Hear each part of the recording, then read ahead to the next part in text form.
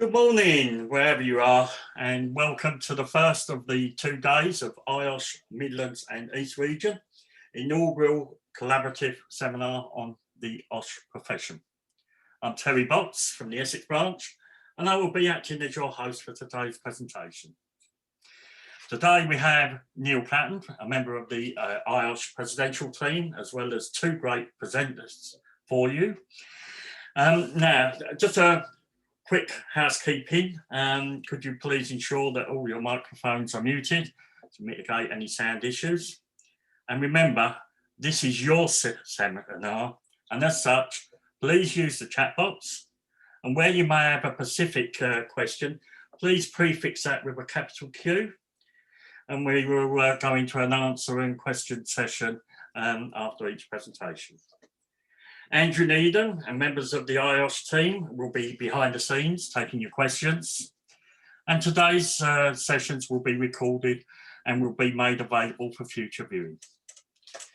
Before the main presentations, I'm delighted to introduce Neil Patton for the presidential team to talk on future-proofing of the OSH profession. Over to you, Neil. Hi everybody, hope you can hear me and that you can see my screen. I, like many people, I'm of a certain age and I absolutely hate technology. I'd actually rather be standing on a stage talking to you, but there we are where we are, so we've got to get on with it. I've got a short presentation for you on the position from Iosh on developing the safety professional. So I'm delighted for the invitation. Thank you very much that I'm able to be here today. And over the next few minutes, it's about developing the Irish professional from Iosh perspective. So I have got an Irish script here which I'm going to refer to, and hopefully with a bit of time at the end I'm going to give you a few thoughts of my own as well.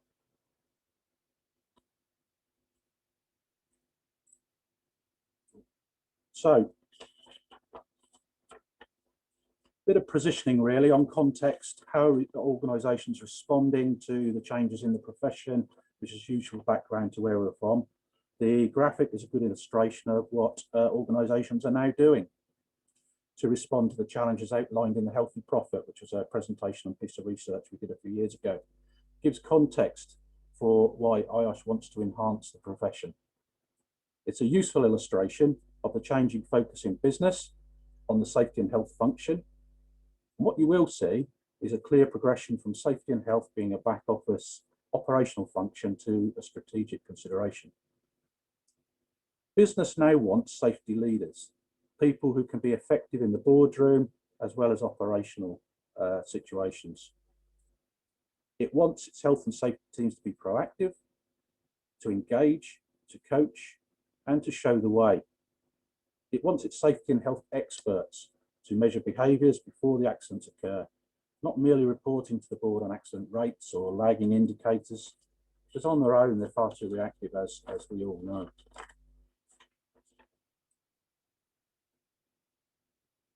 So what is the future for Irish professionals? Well, through our own research, which is represented on the left-hand side of this slide, we've identified what the modern OSH professional needs to address this shift in the way that business is approaching health and safety.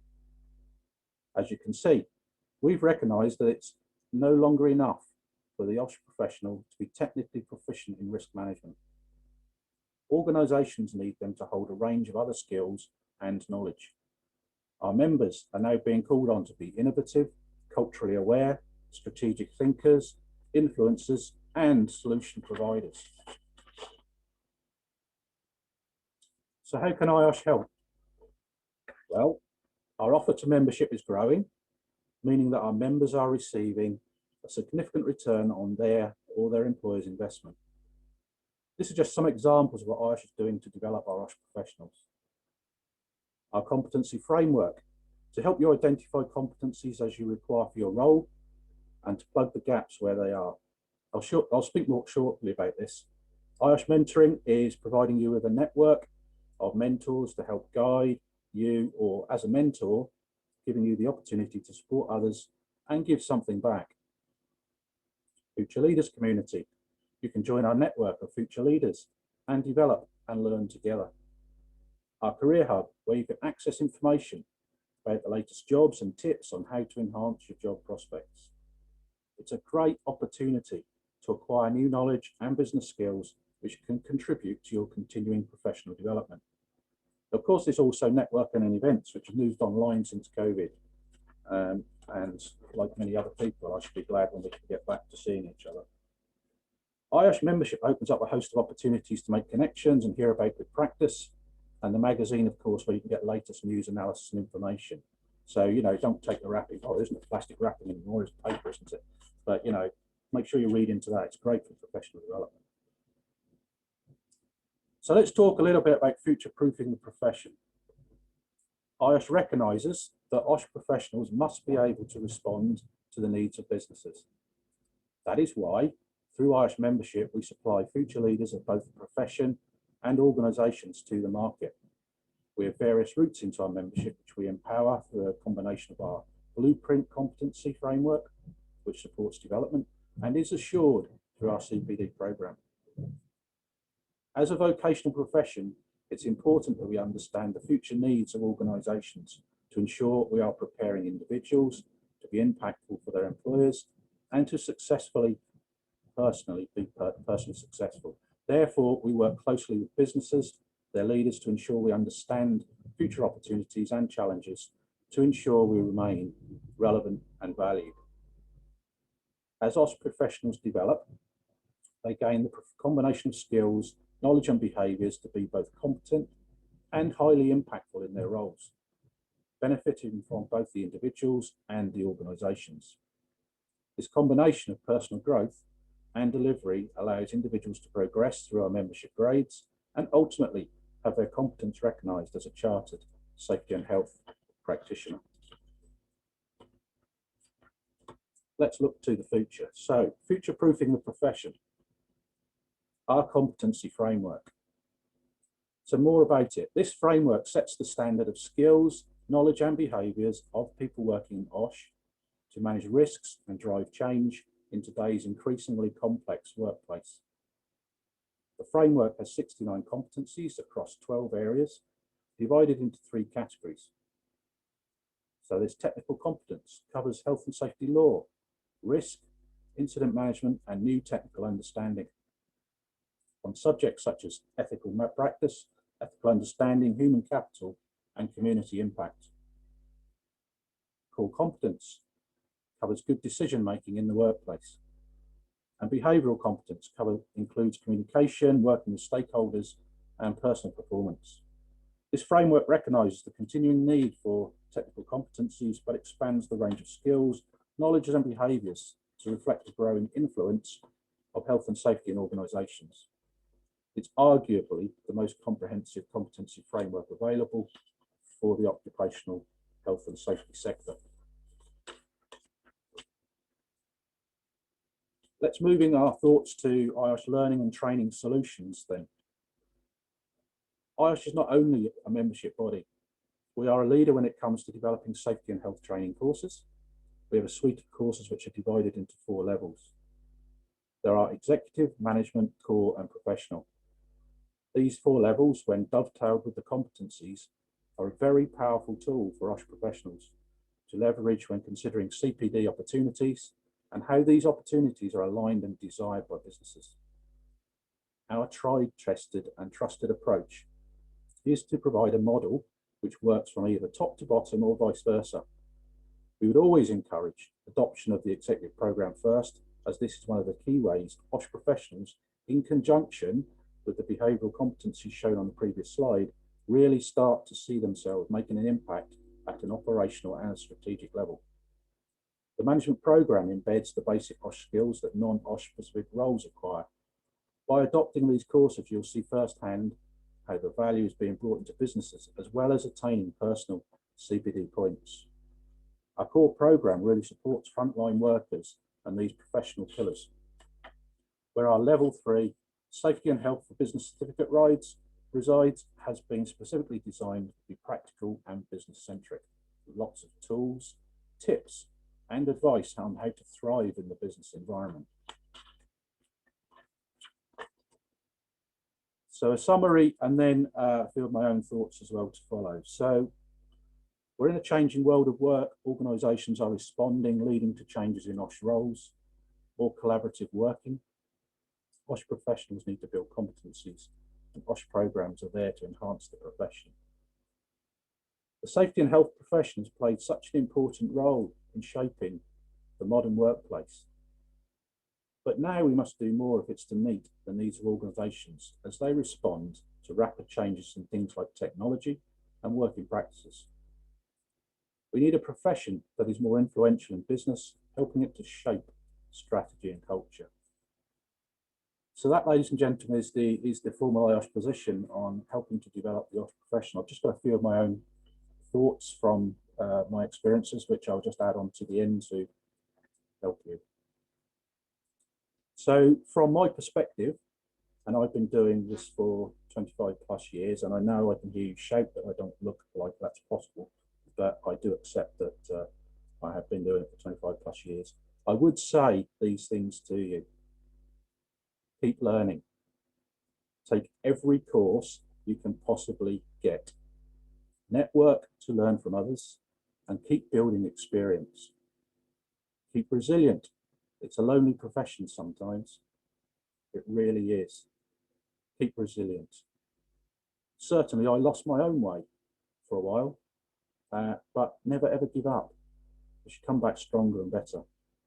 What we do is way too important for that. So let's never ever think that we know it all. I firmly believe this is our year, our time. Wait for no one. Seize the day. You may save another life. Trust your gut instinct and be bold. Make a difference. Disrupt. Never settle. Celebrate every win. Keep learning and take loads from this event today and tomorrow.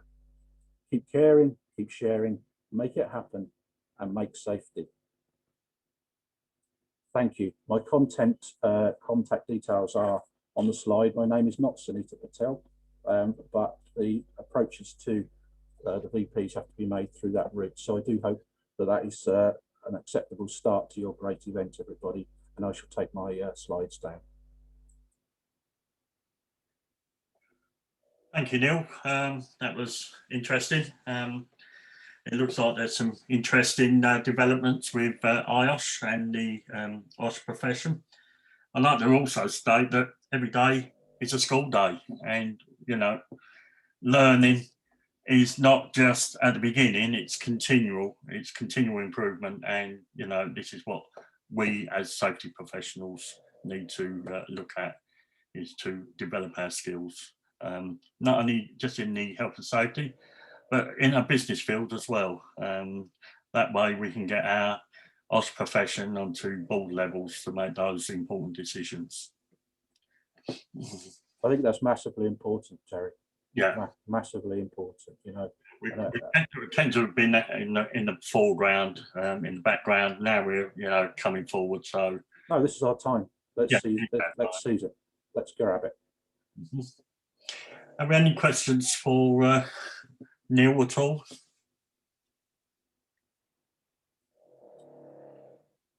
I am approachable despite the rumours. Yeah, we do. Yeah, we do. Natasha, can you look after that for us? Of course I can, Brenton. Neil, we've had a few questions. So one from Paul is, how do you propose to maintain real diversity and retain the knowledge drain from those who are retired? Do we know anything about that? I think they're concerned that we're going to lose a lot of knowledge. Yeah, I actually share that concern. So there is quite a lot of work going on behind the scenes. So you know that we are starting to develop the new strategy. There is a young leaders forum for the new ones coming through. Of course, mentoring has a huge place to play, but there is further work underway to make sure that we do capture this and we respect this. The lessons of the past must never be forgotten. So there are working parties looking at these things. There will be a greater feed into things like the young leaders. One of the reasons I took on the VP role, for those that know me will know it's not about self-promotion. Okay, I'm here to try and pass on some of my knowledge and skills, help other people learn from my mistakes, to help the next generation. So there's things like that going on. I hope that addressed the question.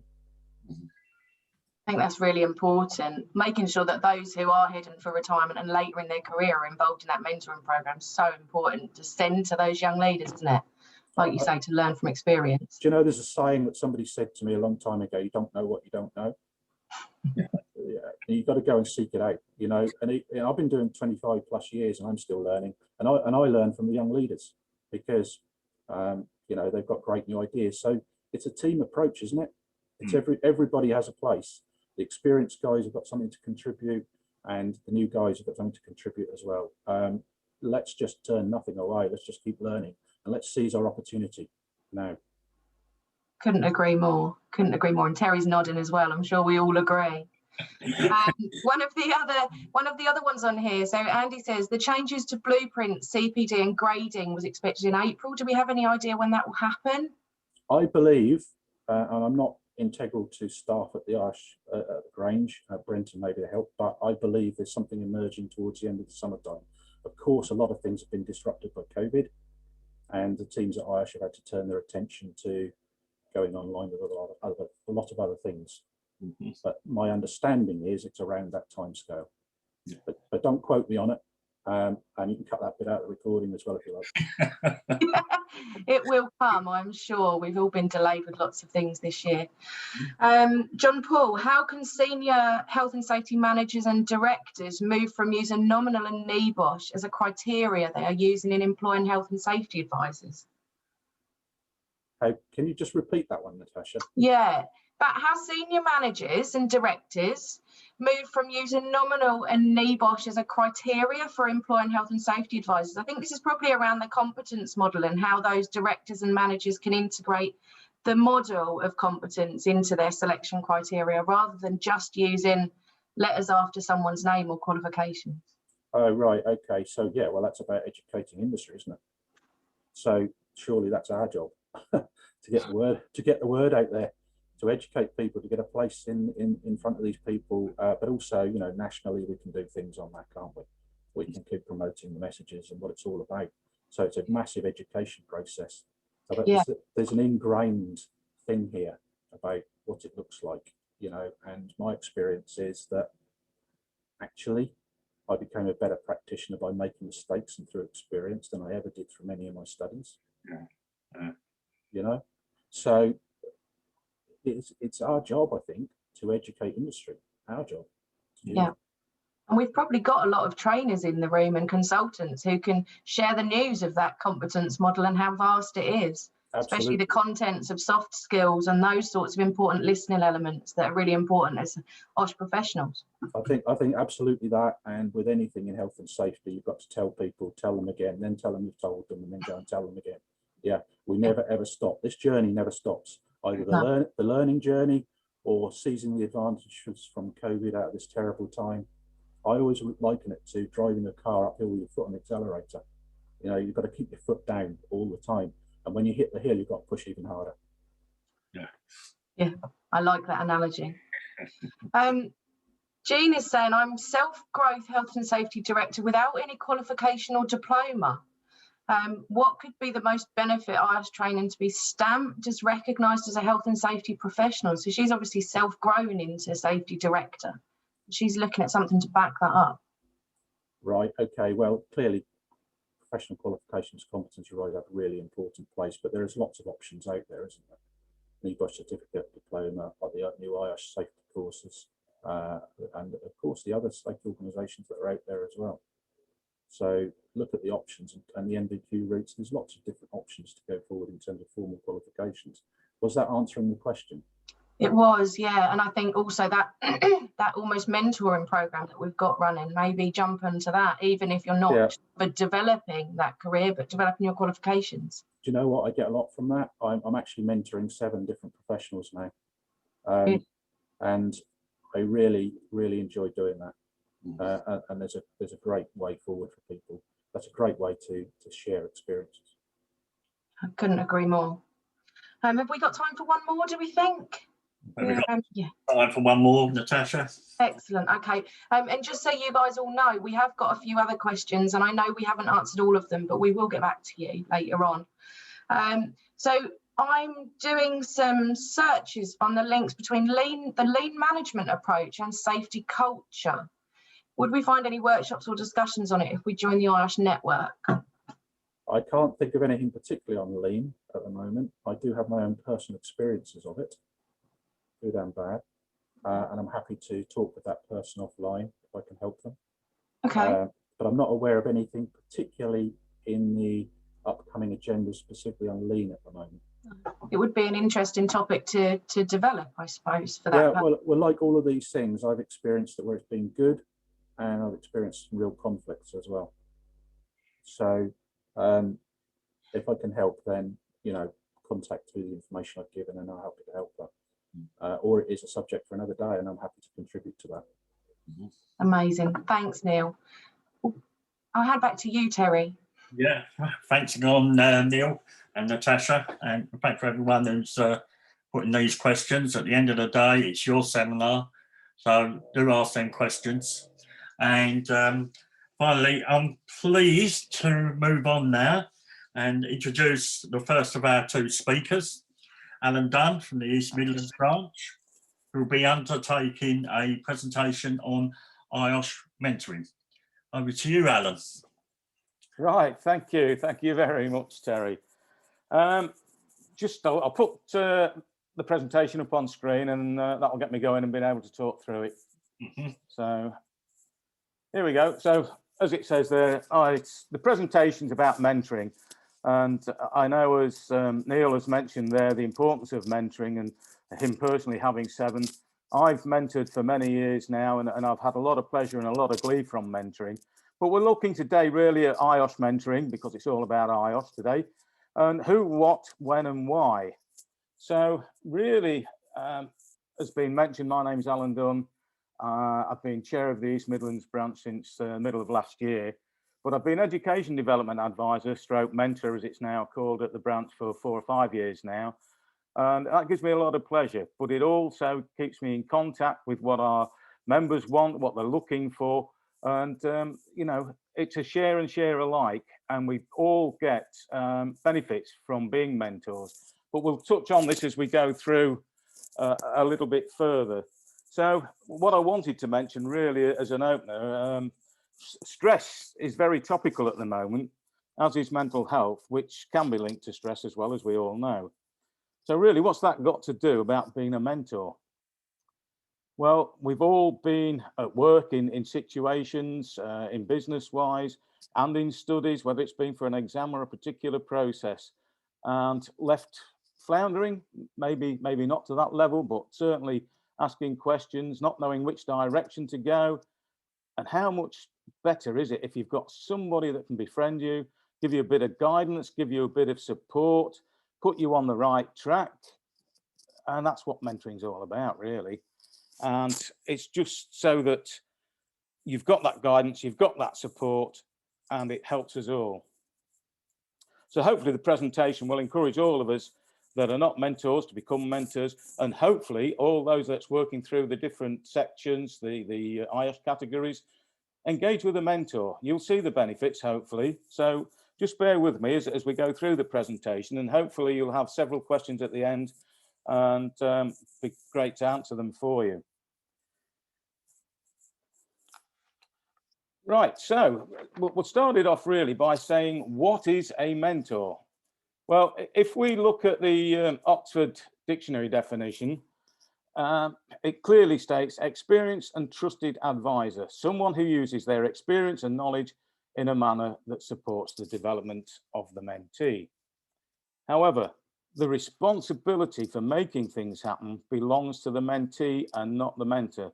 This is a point that we will enhance and expand upon as we go through the presentation, and it's so important, this. So mentorship, it's about a personal development in which a more experienced or a more knowledgeable person helps to guide a less experienced or less knowledgeable person. It's not age that is a factor in becoming a mentor. You may be older, you may be younger, but you will have a certain area of expertise and knowledge and skills which will be identified on another slide, but that is the sharing of the knowledge that we're going to be looking at to the advancement of both mentee and mentor. So mentoring is, just looking at this, I'll just expand a little bit on these points, but they are fairly self-explanatory. So mentoring is developing effectively. So we need to get to know the mentee. We need to get on the same wavelength so that we can understand their thought process as best as we can. And this is probably the same thing, or only the same thing, that's probably in the same vein as a teacher and a mentor, because there are, and a coach, I should say, because there are really subtle differences and major differences between being a teacher, a mentee, and a coach, or a mentor and a coach.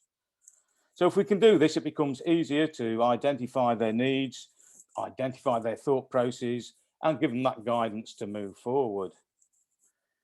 The relationship's really designed to build confidence, because without confidence, nobody's going to take that learning process in and move forward with it.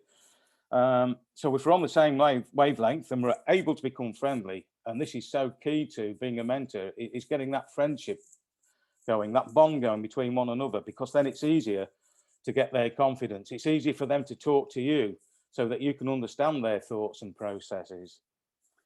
And obviously, we've always got to be positive, never be negative, highlighting their strengths and their abilities, not their weaknesses. They'll have a certain thought process that will maybe take them down a particular road, and they may be touching on the right stuff, but then that's where we come in to steer them back and then use our own experiences and our own knowledge for them to think about things in a different way. Is they enable the mentee to control their development. The thing with this is that as a mentor, as a mentee, it's at your pace, at the mentee's pace, at their time. But I'm going to look at time because time can depend on what you're being mentored on. If it's a particular process like within the IPD, open assessment, etc., then there are time limitations. But we'll look at the role of the mentor with regards to that on another slide. It is not teaching, as I've mentioned, it is not coaching, and it definitely isn't giving the answers. You will often find that a mentee will probably ask for answers to certain questions. That's human nature, nothing wrong with that, but giving people the answers, giving members the answers doesn't help them in their progression to become a more competent health and safety person. So by guiding them for their own development, their own research, then they become a better and a more competent health and safety professional. Just bear in mind that they may try it on, not all do, but there's always someone out there that wants a quick fix, but that's not what mentoring is about. So really the key difference is really, mentoring is orientated around relationships. Mentoring is development driven. So it focuses more on applying knowledge in practice. And this is where the experience comes in around that knowledge as well, and delivering that over the years as you may have as a competent health and safety practitioner. Mentors impart their wisdom, their practical insight to encourage mentees to develop their own skills. So it's about signposting, showing them the right road to go down, giving them a steer. So also, coaches are usually paid as opposed to being volunteers. Coaches work on improving performance and setting targets. So as an example, if you think of a coach, an athletics coach or a football coach, you can see that it is really more driven, it is specific, and it's usually a paid role as well, of course. Many actually believe that mentoring and coaching is the same thing. Well, I have to say this is a bit of an urban myth, really. A mentor is certainly a softer approach, and it points the mentee in the right direction, as we've already mentioned and looked at. But in short, it's about supporting, guiding, and signposting. So just to summarize, to become a mentor, and as we mentioned, you could be young, you could be old. Knowledge and experience, plus your advice, plus the guidance, sharing all these things, then you can be a mentor. And they're just the simple steps that you need to have in becoming a mentor. And what better feeling it is to give, as I'm sure Neil mentioned earlier, the pleasure that it gives. And I echo those thoughts completely.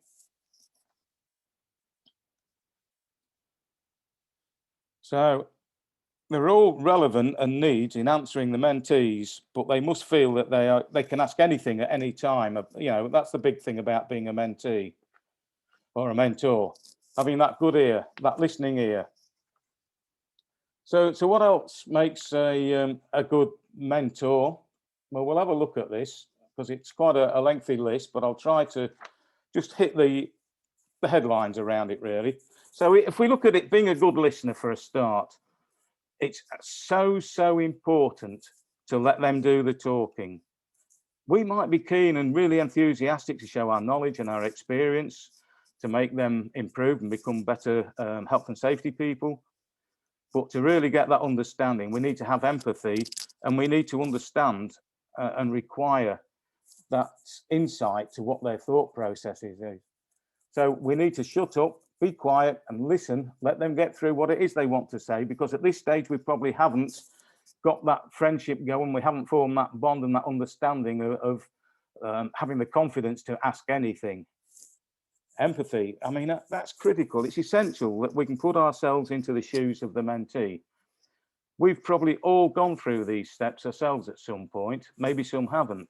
But as I said before, you know, don't put stress on yourself, don't make it harder. If there's somebody there to give you some support, then go for it. Really, anybody that's a mentee or has not got a mentor at the moment, do it. Make your life easier for yourselves.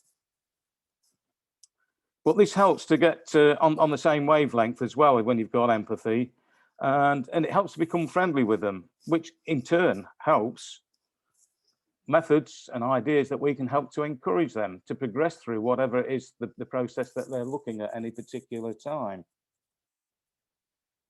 Always be positive to the mentee's ideas, and remember the old cliche, and I really do hate cliches, and I do hate cliches, but this one so fits. There's no such thing as a silly question. They're all relevant, all the questions are relevant, and they need answering. The mentee must feel that they can ask anything at any time. And that's the only way that we can get a strong feeling of what it is and the direction that they're looking for and their understanding of the particular subject matter, so that we can redirect them, re-signpost them down the right lines so that they can go back and self-develop and do their research, whatever's necessary in whatever category it is to move them forward. But we also have to be personable. I mean, I think generally speaking, as health and safety people, we are used to, we've got to be personable because we need to get our messages out there for one thing. But being a people's person is so important. But these qualities and these skills generally sit around anybody that's in health and safety as a professional, because along with the communication side of things, it goes hand in hand as a health and safety professional.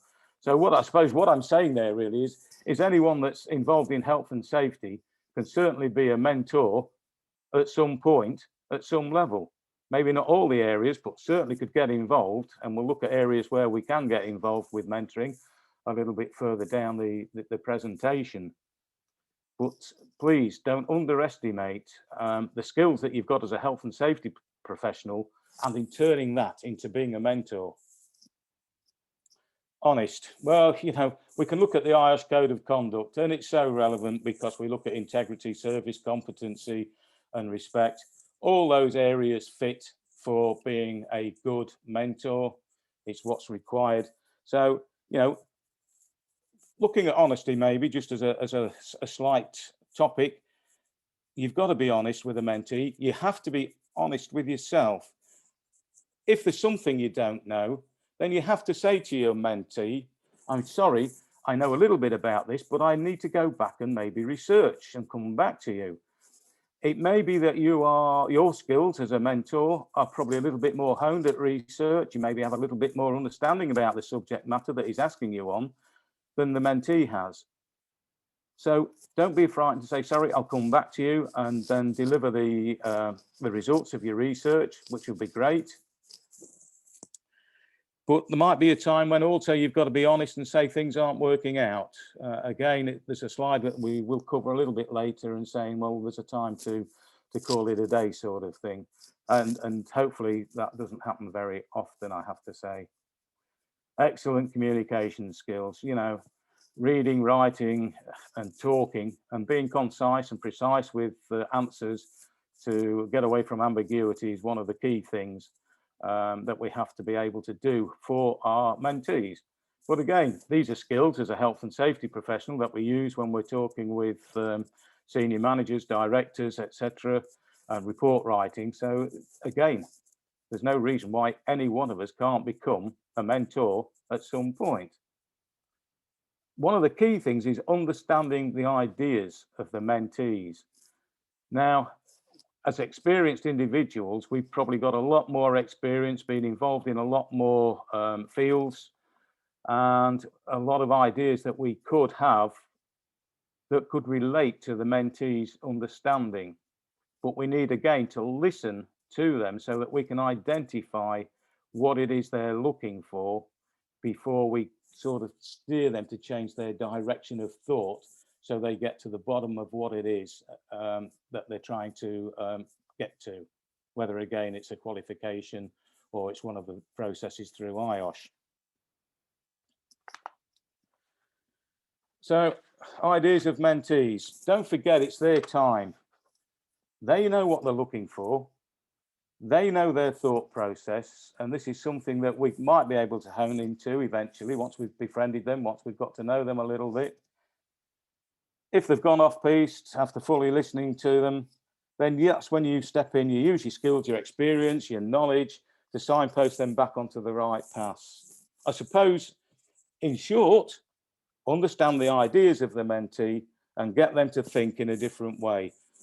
That's probably in a nutshell as a mentor, I suppose, although there's a lot more to it, but that sort of encapsulates it quite nicely. Right, benefits. You know, people have often said to me, well, what's the benefits as a mentor?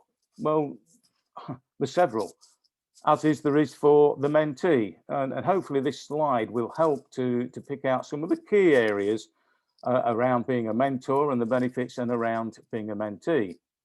So if we look at the mentor first, as a mentor, motivation from self-development. This may include, as I mentioned a little bit earlier, that the mentor may need to do some research on a particular subject so that it can hone it into a more concise way to deliver a bit of a guide and a steer to the mentee. Also remembering that, you know, if you're doing any research and development of anything, that can go in for your own personal CPD as well. So learning and self-development and motivation are pretty much go hand in hand, as a lot of these areas do. But I will say probably one of the biggest things, and I think from being a mentor, is the satisfaction at the success of the mentee.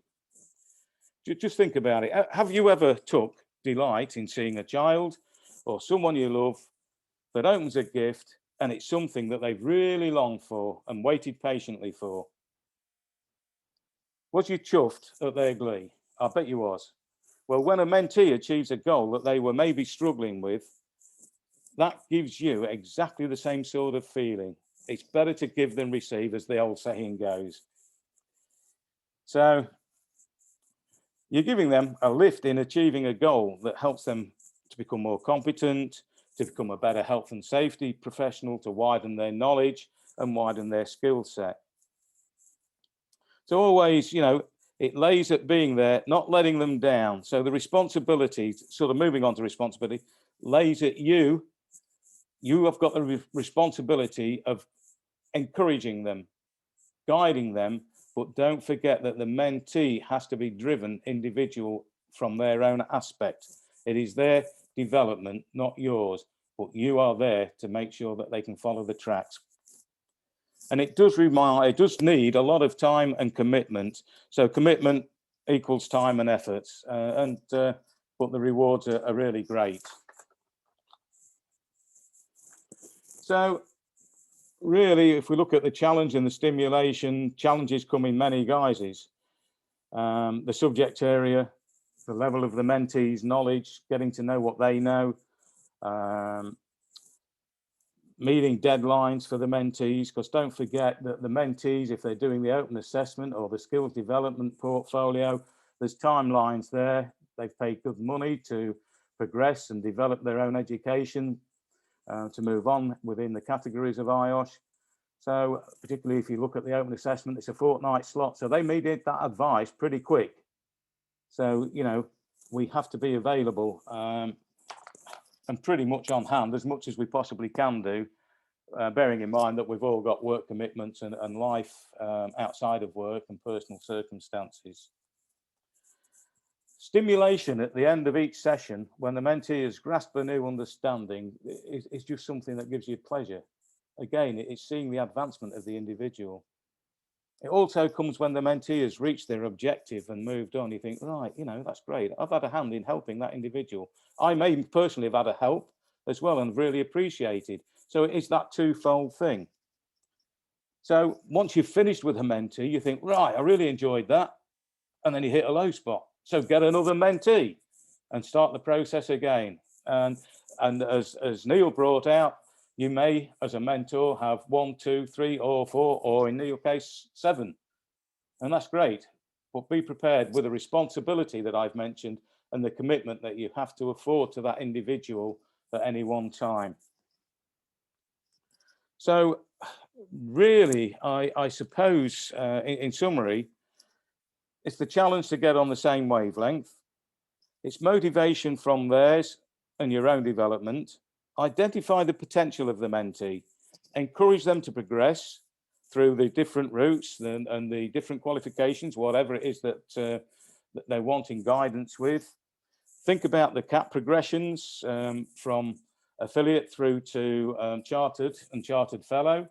That hopefully would be all our end game, again, which will endorse and following through the grades review will make us more competent professionals in which the industry wants to take us on board with. So if we look at the benefits now to the mentee a little bit, what we could say is, well, and I've seen this so many times, and I'm sure Neil has, and it's great to hear the number of mentees he had, but in particular, you see the confidence growing, you see the self-confidence, you see the motivation growing, and because once they've achieved something, then they think, yes, I can do this, I can move on. So, and that's good because that improves them as an individual in their learning process, but it also improves them when they go back to the workplace being more confident. And as they work through the categories at Iosh and reaching chartered status, well, you know, there's no greater feeling than that. And several years ago when I did mine, well, I mean, every mentee I've spoken to that's been successful, you know, it's better than passing your driving test as a young 17-year-old. And that's probably the two greatest things I think that people achieve in their lives. Exams, we all set exams, but those were the two standout moments in my life, passing my driving test and getting my chartership. But we've each got different goals. Let's know not to over-egg the chartered. It's very important, the chartered professional. But, you know, whatever your goal is, you will gain confidence. It's about the mentee. They will start, if you're doing your job, start and think about things in a different way. They'll start and broaden out and expand their thought process. And I hate the saying again, but these cliches again do fit in. Think outside the box. And it's really getting the mentee to think outside the box, more in generic forms, and then honing that into whatever the specific is that they're working towards. But it's also about discussing the ideas and approaches before action. So you, as the mentor, the mentee comes to you and says, oh, well, I've got this idea. What about this? And it may be spot on. It may need a lot of fine tuning. And before they put pen to paper, you know, it's going back to this in isolation. Do I like working on my own? Have I got any moral support? Well, if they've got a mentor, then it's so much better to say, well, what do you think about this, Alan? You know, am I on the right track with this? Have you thought about this? And then the mentor might turn around and say, well, look, you're sort of part on the right track, but think about this, think about something else, give them a steer. And then all of a sudden you see the eyes sparkle a little bit more. And then they've got the confidence to put the final touches to whatever it is, whether it be answering a particular question or criteria within the skills development portfolio, for example.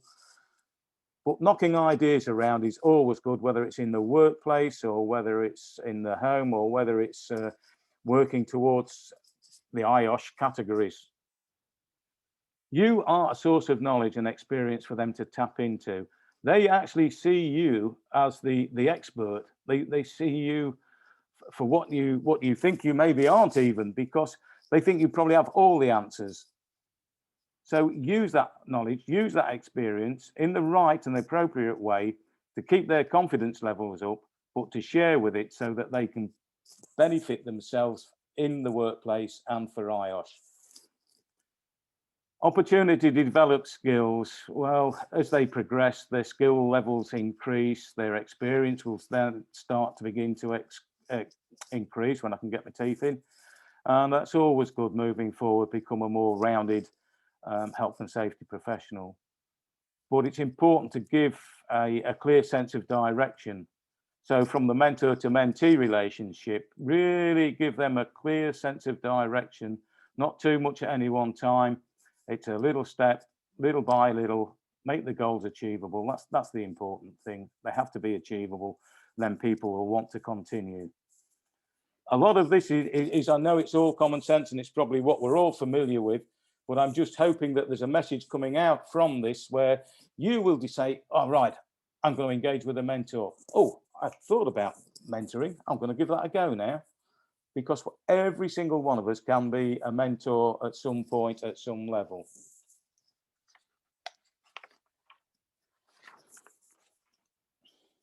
Okay, just looking through the process now, then really what we'll do is just looking at the initial meeting. So the initial meeting, it's really important about rule setting, not rigid rules, but about just setting the parameters, maybe the times it is when you can ring and when you can't ring, even if it's an ad hoc one, well, you've got a window there that you can fit in for an inquiry, or maybe you're setting a particular time on a particular day. Just for example, generally, I devote most of my Friday to mentees. So I probably spend, I don't know, 3 or 4 hours on the phone on a Friday or on a Zoom session. It's so important to let them know what is expected. So on the initial meeting, let them know what you expect from them and tell them what you can give them, and let them know what they can expect from you, what you will commit to. So again, that might be a timescale from you, it might be a timescale from them, it might be the limit of your own knowledge, your own experience, but then just put it down in a format so that if they want to take notes of this, then they can. But then the format's there and they know what to expect and how to move forward with that. And everybody likes a little bit of structure so they know where they are and what they're doing. And this is what this in the initial meeting is really all about. So if we move on to the sessions, well, again, objectives. It depends what their objectives are, whether a qualification or a process or moving through the category transfers. Make it clear to them that if they're aiming low in their objectives, give them a bit more confidence. Say, look, do you realise where you are? Raise your goals a little bit. You could always do that, and then set the fields and the objectives within that. But in the sessions, one of the greatest things that anybody can do is give feedback. Let them know how they've progressed from the previous one, how well they're doing. Again, it's about giving them confidence so that they can take that back to their workplace, so they can take that knowledge into their own minds. And target sessions, well, I say targets loosely because putting a target there can be a bit daunting, I suppose, because the individual, the mentee, will have their own thoughts on where they want to go and where they want to be within the timescales that they've got set in their own mind. But also agree the level of support. As I mentioned, it's not about coaching, it's not about teaching, but it is about giving support, it is about giving guidance, it is about signposting, but it's how often they need that support. Some maybe need a telephone call once a month, some might need a telephone call once or twice a week. And when I say telephone call, it might mean that Zoom has come into play this last year, as we all know. And I don't do many telephone calls now personally because I've got my own Zoom account, and people like to have that face-to-face contact, generally speaking, and they feel more at ease because they can read the facial expressions, they can read what you're thinking probably a little bit more. So then it's all about moving on. So you look at moving on and you look at self-reflection. What have you got from it? What have they got from it? How can you better yourself as a mentor by looking at your self-reflection? We know with the CPD how important the reflective statements are, what you do with it, how it's improved you, what you've learned from it, how you can take it to the workplace. And that is really no difference to actually being a mentor or a mentee. Sign off, well, you know, it's great to say, well done, you've completed whatever it is you've set your target for. But just because you've signed off doesn't mean to say you can't stay in contact and be friends. I've got many friends and associates that I've mentored over the years that we still keep in contact, and that's really great, actually.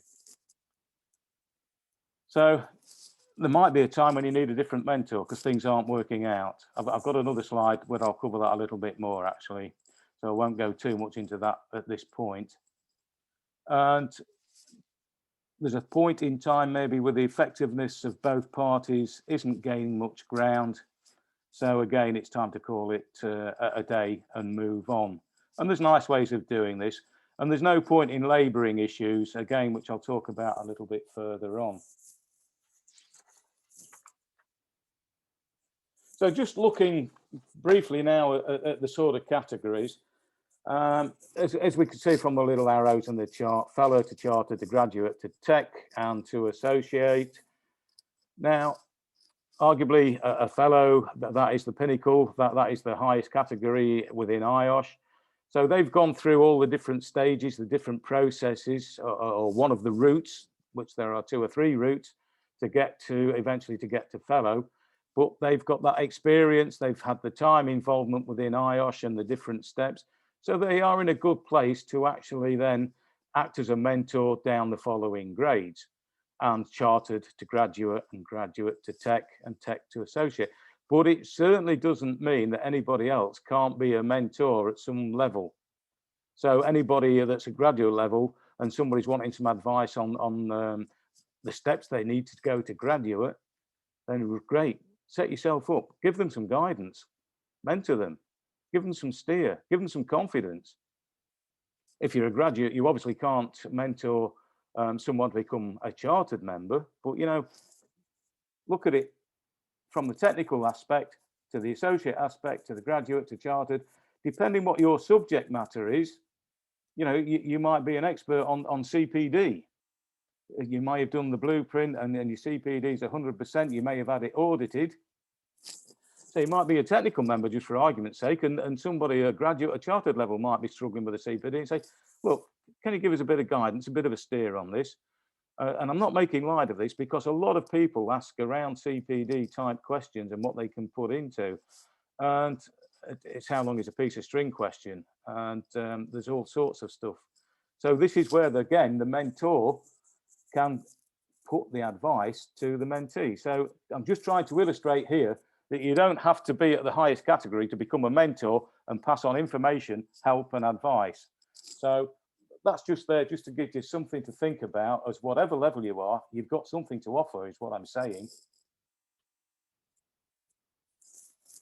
So if we look at the mentor subjects, I touched on CPD a minute. So, you know, the sort of areas there that many questions are asked around CPD.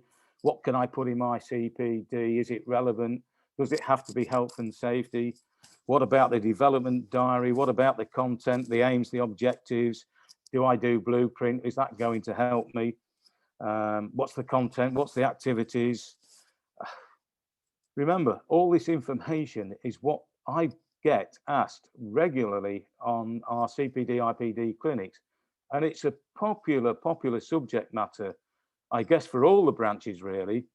And at East Mid's Iosh, our CPD clinics and IPD clinics, they're always well attended. We never have enough time pre-meetings, and we never really have enough help at times to get through those that's queuing up for the questions that they've got for their CPD. And the same applies then moving on to the skills development portfolio. Loads of questions are asked around that, and it's essential to the mentee. You know, there's 5 elements, 7 criteria. How do I go about doing it? What's the outcomes? What's the reflective statement? You know, if you're in a position to offer this guidance and help, do it. You may have gone through the skills development portfolio. If you have, then you're in a good position to give some guidance to someone else working through their skills development portfolio or thinking about signing up for it. So you're there then to give them that encouragement to move forward with it. Now, if you've gone just for argument's sake through the skills development portfolio, it might mean that you haven't got a lot of knowledge around the electronic open assessment.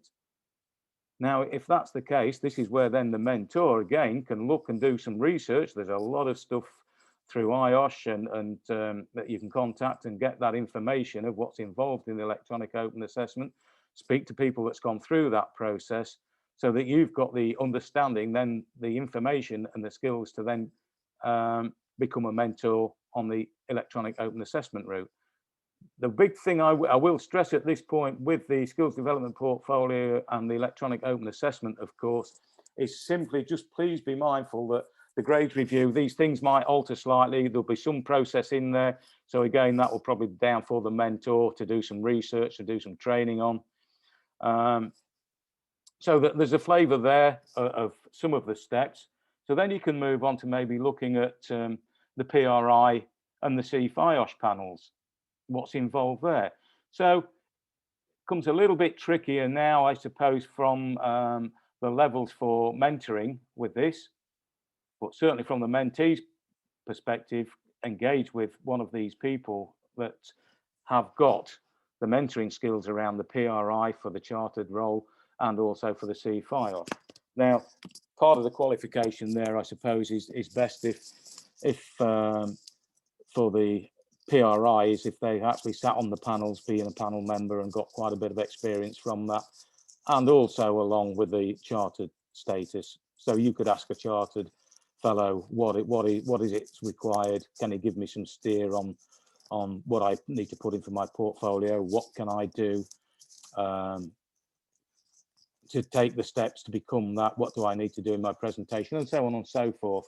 But pretty much the same with the PRI process. Talk to a panel member, get to know what to expect, and then the panel member that's being assigned from Iosh, they'll have an understanding of the mechanisms, the process that's involved, and that can be so cooling, so chilling for the candidates moving forward, because it is daunting.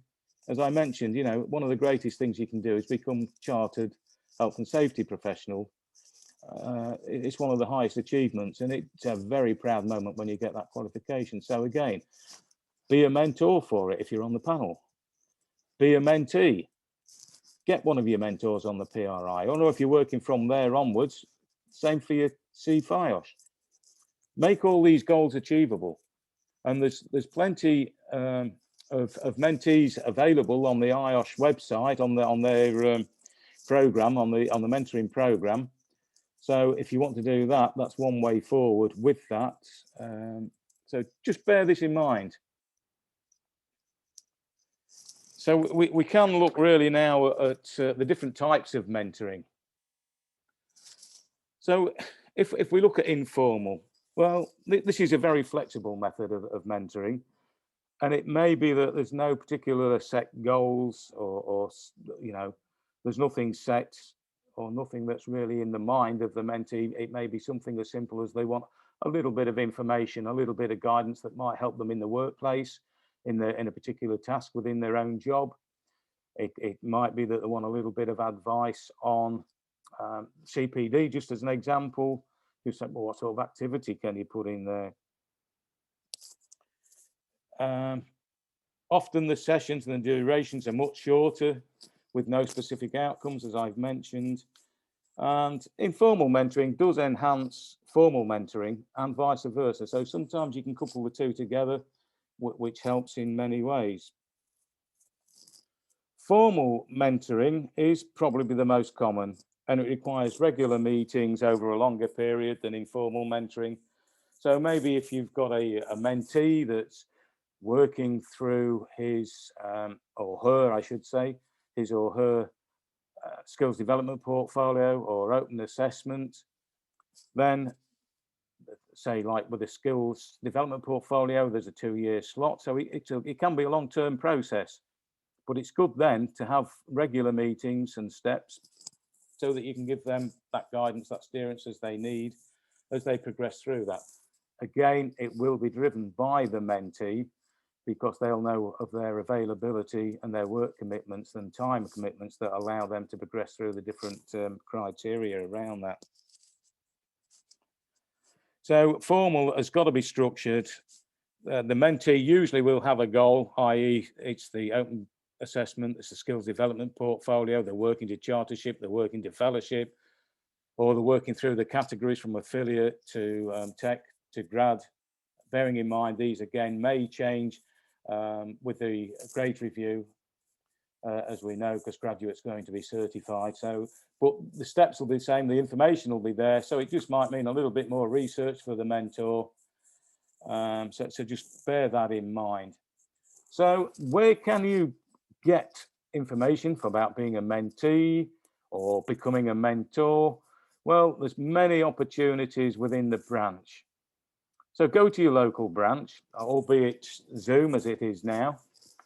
Speak to your educational development advisor, speak to your mentor, speak to anyone else that's involved at the branch, because they all chip in with the IPD and CPD clinics that we've held at the East Midlands branch. And they'll offer formal, they'll offer informal, just snippets of advice, but they will also again give you the contact details to, if you want to take them on board as a mentor or become a mentee, then there's a great opportunity there at your local branch. Of course, then there's always Iosh headquarters. Let's not forget those. They have, I think it's for a couple of years now, it's probably been running. Just bear with me and please forgive me if it's been running a little bit longer. But there is the Iosh Mentoring Programme. The Iosh Mentoring Programme is, you can become a mentor on that, you can become a mentee on that, you can go online, you tap it in, say as a mentor, you want to become a mentor, you put your details in there, your experience, your specialisms, if you like, and any other information, and then that's all logged in the system. And as a mentee, you would put what it is you're working to, what you're looking for, and it's all matched up, and you'll be assigned a mentor. So it's a great way of doing it. It's easy, and the opportunities are there. Go for it. The other thing, of course, is a combination, which I haven't mentioned. It gives the benefits of both forms, as you probably expect, and knowledge sharing. It promotes self-driven learning. It also provides a networking opportunity. And don't underestimate the advantages sometimes of networking. Becomes friends, but it's improving your knowledge. May even get you another job at some point. That's happened to me, most certainly, from networking at branch. And then the informal can develop into a longer term friendship. Let's not forget that, because you bond. Some, not with everybody, but a lot of the mentees, you over a period of time, the longer you're mentoring them, then you get to know that individual. There's lots of things you may have in common, and you may want to keep in touch there on after, because they may have a specialist subject that's not your own, and you might want them for advice at some point, in which case the roles have absolutely reversed. So, you know, work colleagues is probably informal, grab time at tea breaks, lunch breaks, etc., just to pass on snippets of information of help. It may be on subject matter at work, not Iosh related, but to improve them on a particular subject matter within the workplace, but also talk to them about Iosh, joining Iosh, progressing through the stages of Iosh. So you can mentor there from somebody that isn't an Iosh member at the time. By mentoring them, you might incite them to say, oh, right, I want to be a member, and move forward with it. I've mentioned the branch, link up with your branches, lots of support from there. Look at the IPD, CPD clinics, speak to people, get to know them. You know, I think all people within the branches are very friendly people. We do it as volunteers because we want to give something back. And so users is really what I would say. I think that's going to take me to the next slide. I mentioned earlier a little bit about ending the relationship. Several reasons why we would want to finish our relationship with a mentor or the mentor-mentee relationship. It may be very simply after a call, after 2 calls, that the mentee has seen, right, I understand that. I didn't quite grasp that, but I've grasped it now. I don't need you anymore, which is absolutely fine. You've done your job. However, don't close the door, leave it open. Say, well, look, okay, that's great. I'm pleased you've got what you want from me. Here's my contact details. Get back to me if you hit another obstacle. I'm always here. So moving on then, the mentee confident to move on. It may be that, like I've said there, that they've seen what they want to do, and they may need to come back to you. But in particular, if they've gone through it all and they've achieved their objective again, then that's fantastic because you've done your job. They've self-learned and got to the point where they've developed to the point they don't need you anymore. Nothing wrong with that. Now, more really, I would say, and I don't think this has ever happened to me, but never say never, as the saying goes. It may have happened with somebody as a mentor, but in life, people may have personality clashes. It may be that you're not getting on the same wavelength for whatever reason as your mentee, in which case you're not going really to be able to help them to move forward. So again, it's so important then, don't waste the time. Be honest, as we've mentioned, be honest, be open and say, look, I'm sorry, this really isn't working. I do wish you well. I know of another mentor that would be keen to take you on. His approach is different to mine, just for argument's sake. I'm happy to recommend him if that suits. If not, please go back to Iosh on the mentoring program and pump in for a request for another mentor. Nothing wrong with that at all. And it's better for both parties that happens. So don't dilly-dally if it's not working out, but move them on. Don't waste your time and certainly don't waste their time. So I think, thank you for that. Thank you for bearing with me. There's a lot of stuff there we all probably know. I'm just trying to reinforce it, re-embed it, and encourage everyone to take the role as a mentor and a mentee. But in conclusion, if you're working through the Iosh categories, whether it's the skills development portfolio, whether it's the open assessment, getting ready for your PRIs or your fellowship roles, why not engage with a mentor? If you've completed a process and want to help another member on his or her journey and development and progressing in our industry, again, why not sign up to be a mentor? It's good to give something back to Iosh and the industry. And just a thought that's crossed my mind, and I've read this on a couple of sites last year, I think it was, that being a mentor, if you stick that on your volunteer or a mentor on your CV, often the organisation, it puts a feather in your cap. They like to see it because it means you're giving something back to their organisation and also to your partners in health and safety. So thank you very much, and I'm quite happy to take any questions if there are any, and I'll do my best to answer them. So thank you.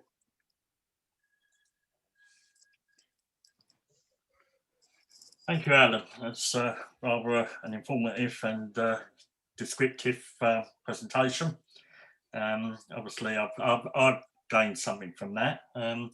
Natasha, have we got any questions for Alan at all? It's Andrew doing the question. Okay. Andrew's back now. So Andrew's back, yes. Yeah. there are several questions, I think. Yeah, I've got quite a few questions for Alan. Oh, I'll do my best. Yeah. Alan, what are your thoughts on reverse mentoring? Sorry. All for it. All for it. I'm not quite sure how concise I can be in answering this, but I'll say with people that I've mentored during the discussions and conversations, the stuff that's come back, and it's a two-way process. Although you might be taking the lead in something as a mentor, and they're giving you something back, they're actually, you know, it happens all the time. I don't know if that really answers the thought process behind that,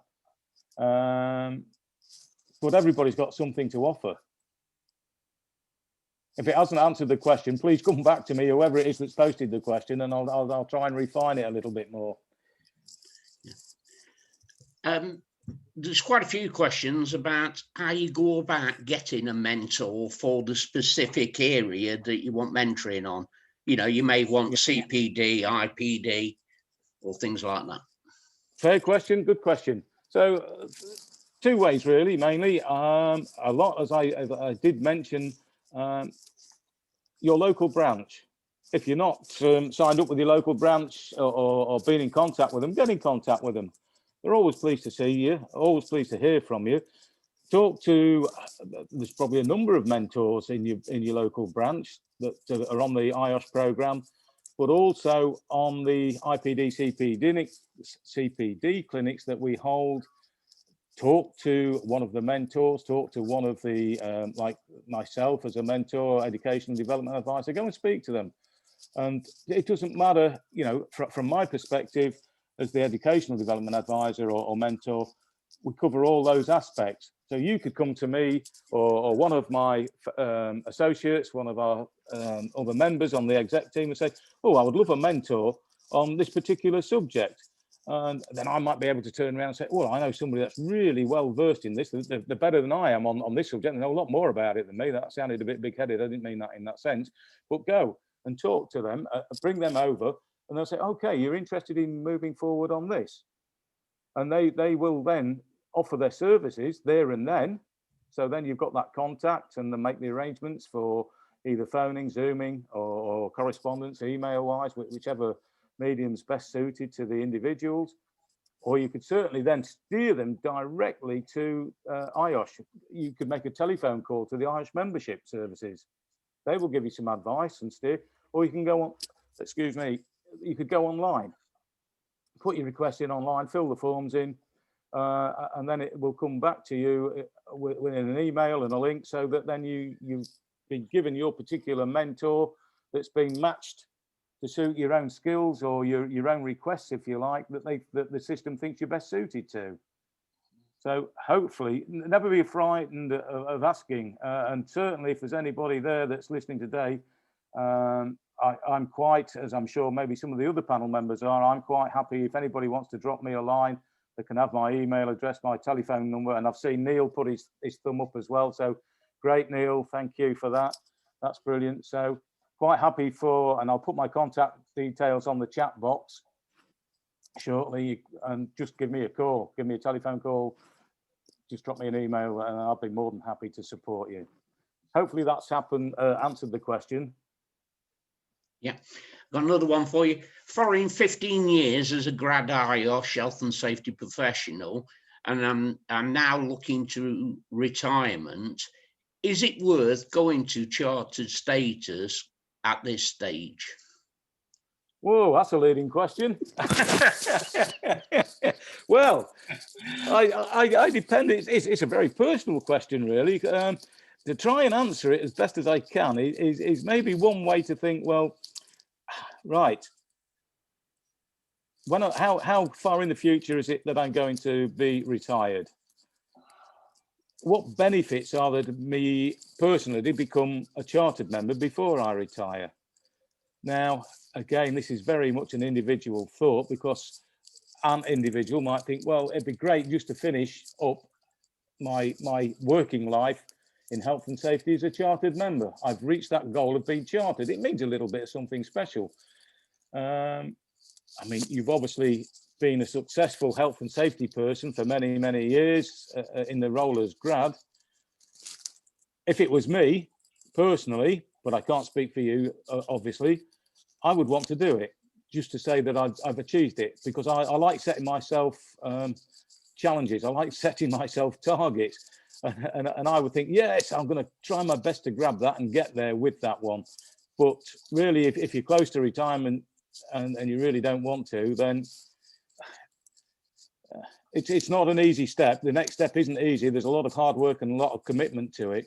So you've got to, suppose, weigh the pros and cons up to whether you've got the commitment to get to where you want to get for that.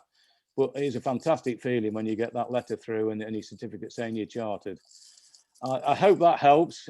I can't give you a definitive answer because it's such a personal question, really, and we are all different. Another question. I'm currently in the process of leaving the military. So would greatly benefit from being mentored by someone who's already gone through the transition process. Is there a way through the Iosh mentoring scheme to be paired with ideal mentor to the individual? Right. What I'm going to say is probably yes, there is, because there are many health and safety practitioners, chartered practitioners out there and fellow practitioners that have gone through the same role. They've been in the services for several years and they've taken up health and safety as arguably a natural progression, because it does apply so much of what they've done in the forces relating to health and safety outside. So there'll be a number. I'd be surprised. I don't know, but there'll be an awful lot of people, I thought, that would be mentors that have gone through from the military and gone through the steps into becoming chartered members of Iosh. And as you know, with the military, I wasn't in the military myself, but I know they do allow, is it maybe 6 months or a period of time, so that you can gain qualifications to take that step out of the military into the field of your choice, in which case this is health and safety.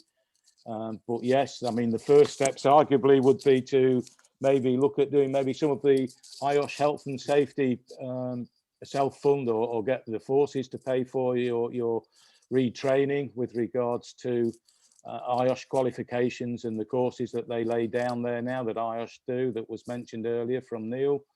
Look at maybe doing your NEBOSH General Cert and studying for that and getting that, and that would be a step forward. And then progressing with the other qualifications. Certainly, first step, if you're not already, would be to become a member of Iosh. And then again, you could make contact with the membership services that would give you further advice. Again, always happy to help, as I'm sure anyone else is, and Neil. But if you did want somebody that's particularly come from the forces, I would guess just make that note on your. Oh, Neil, thank you, Neil. It looks like I just spotted you again, Neil. It just like Neil has obviously gone through the forces, so he looks like the main man for you by the look of it. So and Neil mentioned that he'd be quite keen to pick up anyone from today's session. So there's your man. Yeah, that question came from Jack Large, by the way. So okay, thank you, Jack. That's what you catch up with him. Someone here says, I've registered as a mentor and I'm waiting for a mentee to be assigned. Is there any way of speeding up the operation, or do you just wait until one is assigned to you? The only thing I can say is probably wait until you get one assigned for you, but maybe look, just a thought, maybe a top tip, maybe in a sense, is go back and look at the bio that you put in for the mentor submission that you put in there. Is it possible to expand the data that you and experience that you've got within that, so that a mentee may look and think, right, that best suits. So there's a little bit more information that they may get from you as a mentee. But other than that, it's just a case of waiting till it happens. I mean, it will happen at some point. The other aspect is possibly go through to your branch and speak to your branch, and maybe they've got one of their members at local branch that would be happy to coach you, give you that training, and helping them out at your local branch as a first step. Another question is there a time limit on how long you can mentor for? And secondly, where do you find documents to reach out to be a mentor? Right, So that's a very good question. Well, I'm getting a bit of an old dog myself, so I'm hoping there isn't a limit to the age side of it, because it's something that's very close to my heart. It's something that I love and always have done. So in the first case, no, there isn't an age limit. You know, probably the older you've been, the more experience you've got, and other stuff that you can draw from your skills, your experience and your knowledge to help that mentoring process. So, you know, it's young and old alike. And the other part of the question, I'm not sure about any sort of detailed information other than the application forms that you're putting to be a mentor on the Iosh website, other than going to, again, your local branch and talking to the exec committee. Any one of the members of the exec committee will have a lot of information around what's required to be a mentor, or talk to one of the mentees at your local branch, and or your mentor or the education development advisor. Although I know I've referenced education development advisor, that is not a principal role anymore, but it's a term that's still used within the local branches a lot of the time. So just speak to them, and they will give you as much information as they possibly can, as I would at any time. And one final question. I've signed on to my IPD, but I'm at a loss where to start. Can I apply for a mentor for helping me on this process? In one short word, absolutely, most definitely. Sorry, that sounded a bit flippant. I really didn't mean it that way. I'm going to be a bit greedy now. Neil's grabbed one, so if you're quite happy, I'm quite happy for you to have my details, and I'm quite happy to give you the support, or anybody else will be. But yes, in short, the answer will be they will more than happily take you on board to give you a steer. I've got 2 or 3 well, I've got 3 actually at the moment on skills development portfolio at the moment, and more than happy to give you a steer and a bit of guidance around that. It can be daunting, and it's always great to have that little bit of support, and so more than happy to do that. So thank you. Right, back to Terry. Right, well, it looks like we're sticking to the programme. What we'll do now, we'll have a short 10-minute comfort break before our next presentation. So if we can agree that everyone can be back for 25:02, and we'll have our second presentation.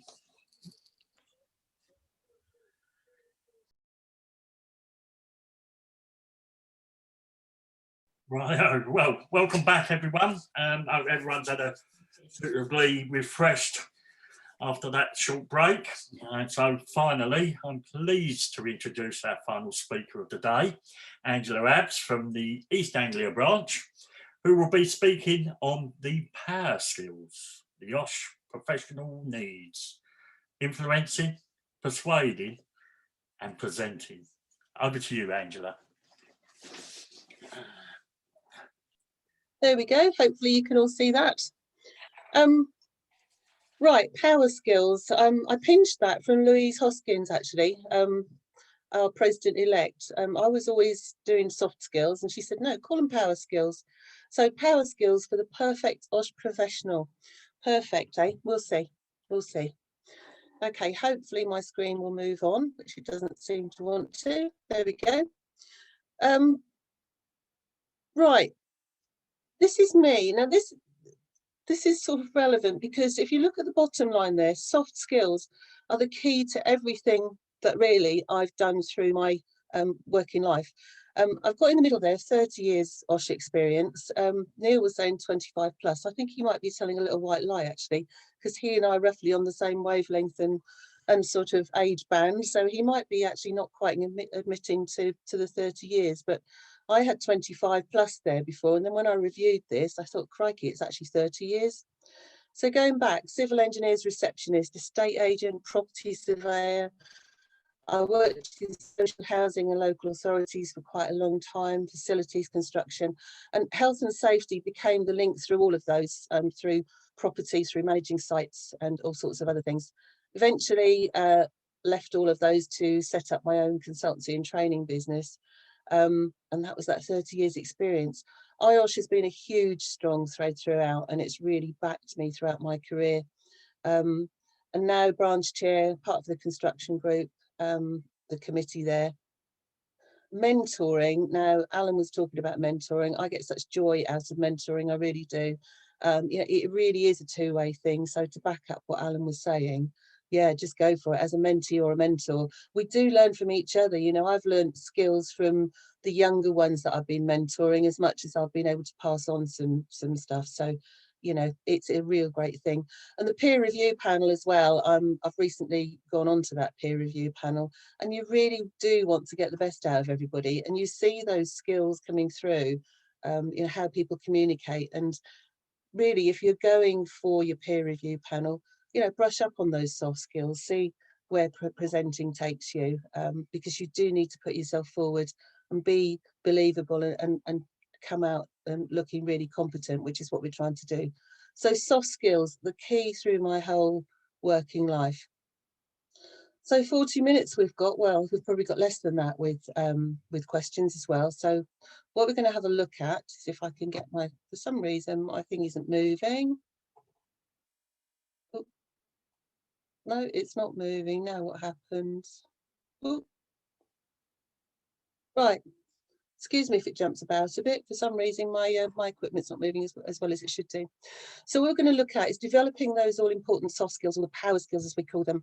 How to present yourself. Now, in a virtual world these days, it's much different to in person, so we'll look at that. How to get your message over. Now, we're talking as an OSH professional going into businesses, and you're talking to the guy with his boiler suit on, and you're talking to the guy with his sharp suit on in the boardroom as well. So you need to be adaptable and to be able to talk to all of those people. Make yourself believable and therefore trusted. Influence, persuade. Sometimes you're telling people, sometimes you're trying to get them on side. So we'll look at that. And this really is a time to reflect for everybody. I think we've got a lot of new people perhaps in the audience who are new to the profession, but we've also clearly got some old hands as well. And I think perhaps the old hands, perhaps we need to just test ourselves a little bit as well and see if we can improve ourselves. As we've heard already, we're always learning. So it's never a bad thing to just take a step back and review things and think what we're doing. But certainly for the younger ones in the profession, you know, perhaps you can take something on board here. So skills then, huge, look at all of those. Problem solving, information gathering, detailed writing, teamwork, investigations, critical thinking. Huge subject, this thing, about all these skills, and I'm only going to hone in on a few today. But you can see as you become an all-rounded professional, all those things that you need to be able to do. You're never going to be perfect in all of them, but you can certainly see what you need to be having. Right, back to dear old Maslow. Most people know Maslow, don't they? So to hone those skills, really, you have to get to know people. These are people skills after all. And your clients, your chap that you're going to go and see, the lady you're going to see who's the managing director, whoever it might be, is a person. So you have to get to know that person. And Maslow says, you know, we need that basic level of food, water and shelter, the safety and security, to be loved and belonged, self-esteem, self-actualization. So it sort of ramps up, doesn't it? And you need to be able to understand that person. So you need to be able to hear them, listen to them, work out what sort of turns them on, work out what they need from you. And we'll look at that a bit later. And then we can transfer that into the business side of things. So much as Maslow has got the triangle and the ramping up of the needs for the person, the business has got those needs as well. And if you look on the left-hand side there, there's this arrow, anxiety and tension, going right through and up to growth. And your job as an Iosh professional as an Iosh professional, sorry, or as an Iosh professional, is to be party to that and to partner them all the way along. And you're in for the long haul. It's a relationship, so you need to build that relationship, and you need to do this within the context of business too. And if you look at those different steps, you as a professional can be involved in all of those steps. So the basic operation, those basic levels of generating a form of revenue and paying employees, if you can get in at that first level, or chances are, if somebody's engaging you, they'll bring you in when they're fairly close to that lower level. And then you go to revenue, profit management and organisational systems. So there you go. There's your safety management system. There's your helping them to manage the people and manage the work and manage the factory floor maybe. Culture, your job is to develop that health and safety culture and that safe way of working with them and working as a team. And then as it progresses, you can sort of enjoy with them really the successes, the confidence, the recognition. You might take them through ISO or 45001. So you're getting those awards and accolades. And then after that, you might find right at the top of that pinnacle, you're working with them in going on to new ventures and expanding. So being creative, the actualization side. So Maslow there works for business as much as it does for the person. So your place in the business is all through those stages to be critical and supportive friend. So you need to understand that business. I mean, I've been into businesses where somebody's had a real bad injury, say, one I went into quite recently, just before COVID, or just as COVID happened actually, somebody sliced their hand across with a bandsaw. Now, I'd never operated a bandsaw, but I know the basics of the health and safety and the machinery and the regulations that go with it. So you can never say, I'm actually in your place, but you can back them up, be with them, and sometimes learn with them, as we said, learning. So understanding the business, before you go to that business, you do your background checking, wouldn't you? And you'd work out what you were going into. And so using those power skills to support and engage the stakeholders within that business. And then as well as that, we're required to do all of this way. Be a professional at all times, be a professional. And we've already heard today, both from Neil and from Alan, the 4 pillars of Iosh: integrity, competence, respect and service. So we've got to be that superhero. We've got to do all of those things, as well as your technical knowledge and your legal knowledge. So superheroes, yeah. So perfect, can we be perfect? It's those imperfections really that make you a real person, because underneath all of this, your people skills, you as a person has to come through. Okay. So let's have a look at it. So presenting yourself, you're going into that situation for the first time and you want to make a good impression. I'm flicking around here, sorry, it's my little cursor's not doing its thing. So you need to get them on side, and that is half the battle. In fact, there's all of the battle really, because once you're on side, you're with them, you're working with them all the time. You're not just one of those people who sweeps in, has a look, gets some critical, says, right, you've got to go off and do that and go away again. If you are a true Iosh professional, you're going to be working with them, problem solve with them, and working out what they want from you. So you've then got to know yourself to a certain extent. In fact, to a great extent, you've got to know yourself, and we'll look at that in a bit. You've got to be open and friendly, and it doesn't mean to say that you have to go in there and give them all the spiel that says, oh, I've done this, I've done that, and go on and on and on about what you know. It's probably better to go in a little bit meek and mild and say, okay, I know a lot about health and safety. You don't know a lot about health and safety. You know a lot about your business. I don't know so much about your business. So let's work together and I can help you out on that and understand what you do. So don't lie, don't embellish what you know, because they'll find you out. You know, you tell a lie, you've got to tell a bigger one, haven't you, to back that one up. So you've got to leave them with a good impression on that first time you see them, hopefully the right lasting memory. So give them what they need. Now, people will tell you probably what they want. What they want is to be the best in their business, or to have a certain degree of success, or to sell a lot of widgets, whatever these widgets might be. But actually, they need a lot more under that before they can get to where they want to be. So they also need to know from you a lot of things. They need to trust you. They need to have confidence in you. So you've got to build that trust, and they need to have that trust in you. So whatever you say, you've got to stay in context and stay relevant to the business that you're doing. You don't want to go off on tangents. You want to be quite focused. Think about the value you can bring and tell them what value you can bring. This is what I can help you with. So ask them about what they want. Listen to those answers. And we'll talk about listening skills in a little while as well. So once you listen and you get an idea of what their wants are, you can then get them to understand what they need to get on with that. So going back to what I said, you need to get to know yourself first, don't you?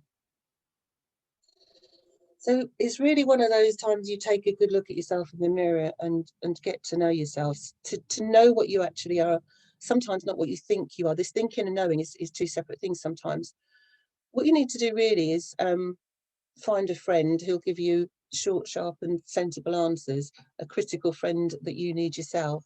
So how you speak and how you act. If you look at yourself in a mirror, if you rehearse a speech in a mirror, you will probably look completely different to how you think you come over. So you need to just know how you come over and know how other people see you. So we'll have a look at that as well. Your passions and what really gets you going. I mean, do you like mentoring? Do you like problem solving? Do you like studying and getting to know what people are all about? So work to your strengths, know your strengths, but also know your weaknesses and do something about them. There are the ways of doing it, the Myers-Briggs and the DISC profiles, but also the coaching and the mentoring side as well. So use the ways that you can find to get to know yourself a bit better. Seeing yourself as other people see you. I mean, you see that little kitten in there, looking in the mirror and seeing a lion coming out the other side.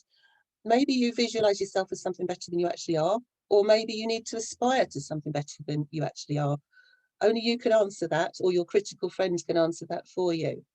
So this thing here, in general, people tend to see themselves through their own subjective lens. So they kind of see what they want to see, and that clouds their perspective. So what you need to do is be objective and work more on fact. So if you ask for that feedback from your critical friend or from your Myers-Briggs results, whichever way it is, then you can have something to work on. Right. First meetings, online and face-to-face. Somebody once told me this and I've never forgotten it. You never get a second chance to make a first impression. And your first impression is something that you need in giving that client of yours confidence. I do get some people have questioned that and said, well, actually, you know, you can claw back afterwards on your second meeting, you know, but you've got to really get round that first impression you've left. So the first impression is what you want to go for. So when you've got an important client or an important meeting, visualizing is good. Look in that mirror, see yourself for what you are, visualize a good result. Visualize coming out of there with a happy face, and you've got an ongoing relationship that you've committed to, and you've got that client to commit to on that first face-to-face. So visualize something that is positive.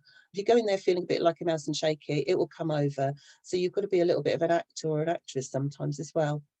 Usual stuff, you know, business stuff, be on time, dress the part, be appropriate, say well groomed, and watch your accessories. I always say watch your accessories because with us girls, we go in there with a big set of high heels and a statement necklace, and actually that's probably not what health and safety people, what people want to see from a health and safety professional.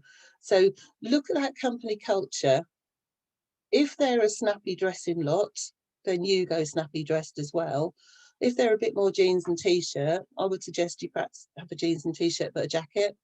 So just give yourself a fit to what your client is going to expect from you. And you can look at that, you know, you can look them up on the internet now, can't you? You can find out. So even virtually, you kind of need to be appropriate to what your client wants. So you need to connect with them. Prepare your words, but don't be a parrot. I mean, when I do these presentations, I do stutter and faff around a bit, I know, but I don't write words down. What I do is I give myself bullet points and I work off them. If I start thinking I must put that word in, I must put that word in, or I must get that little bit in, then I focus too much on that and I lose the other bits. So you've got to sort of be natural, but prepare those words, but don't be a parrot. Behave like a professional. Yeah, absolutely. And I put the little clown there, you know, be careful with humour. Humour's quite an interesting thing, sometimes absolutely inappropriate, sometimes really funny. But until you get to know your client a bit better, I wouldn't go cracking some jokes or throwing one line away, or give them a throwaway line on the first meeting. I would sort of gauge your way a little bit there. Yeah, it's a bit like mentoring in a way, I suppose. When you get to know people a bit better, you get into a bit of a more of a comfort zone with them. But to start with, you know, behave like a professional. Will always behave like a professional, but certainly to start with, you know, absolutely be on it and be careful with that humour, and also be aware of your body language. And we'll look at quickly at body language in a little bit. This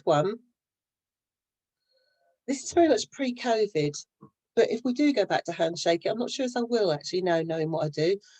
Infection control is a funny old thing, isn't it, when you've been working with COVID, which I'm sure a lot of you have.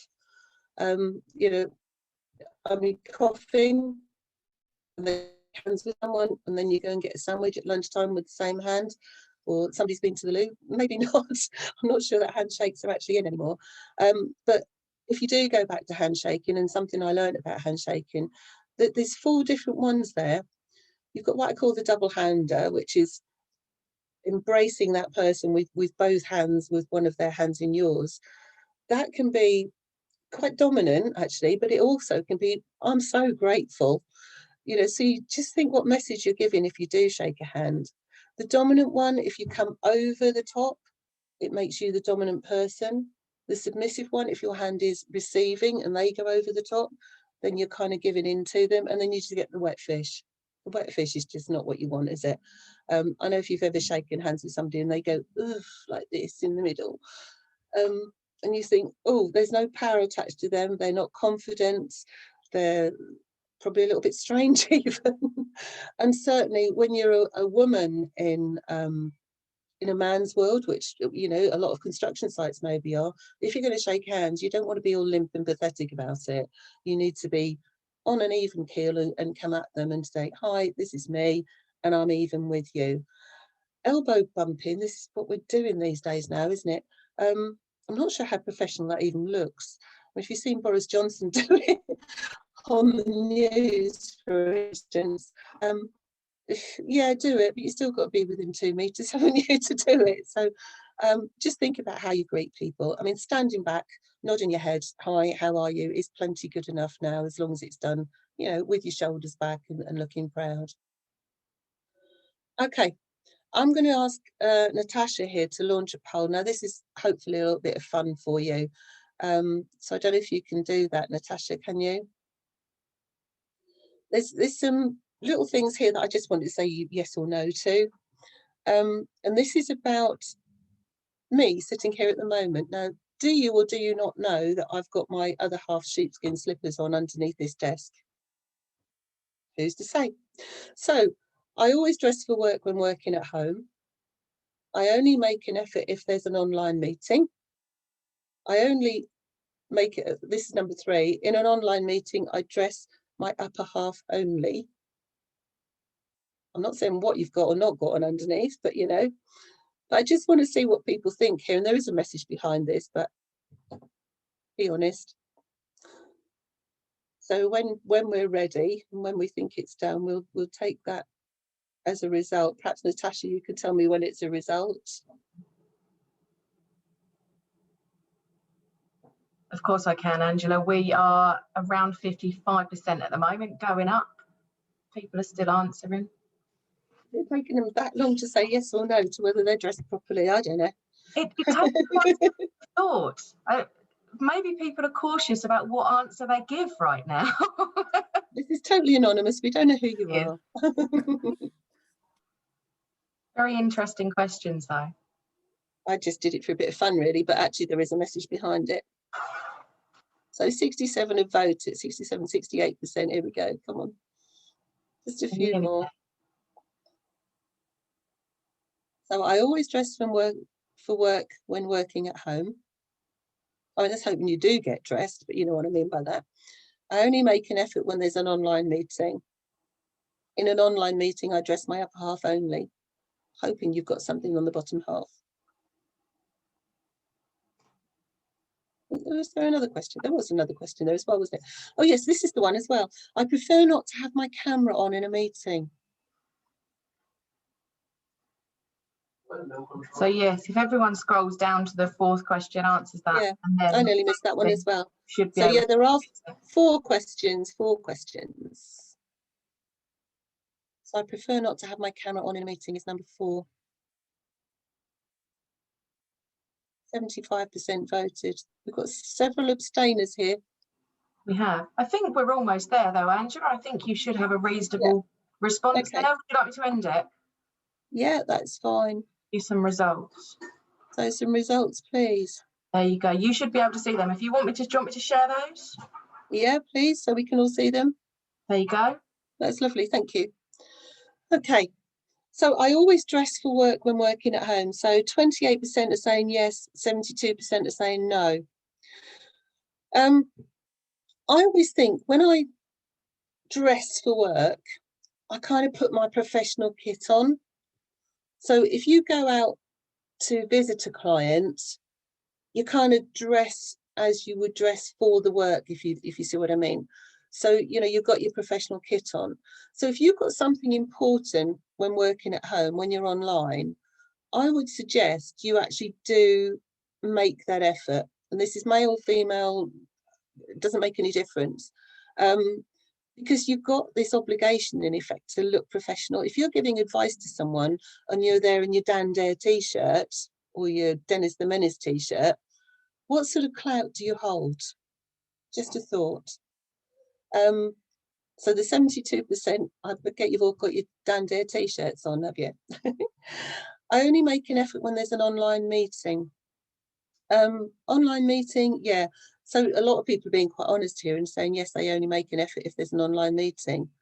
I sometimes think, and even if you're sitting there and you're not on screen and you're writing a report, if you've kind of got decent clothes on and not sitting there in your dressing gown, you kind of have a bit of a more of a business edge to you.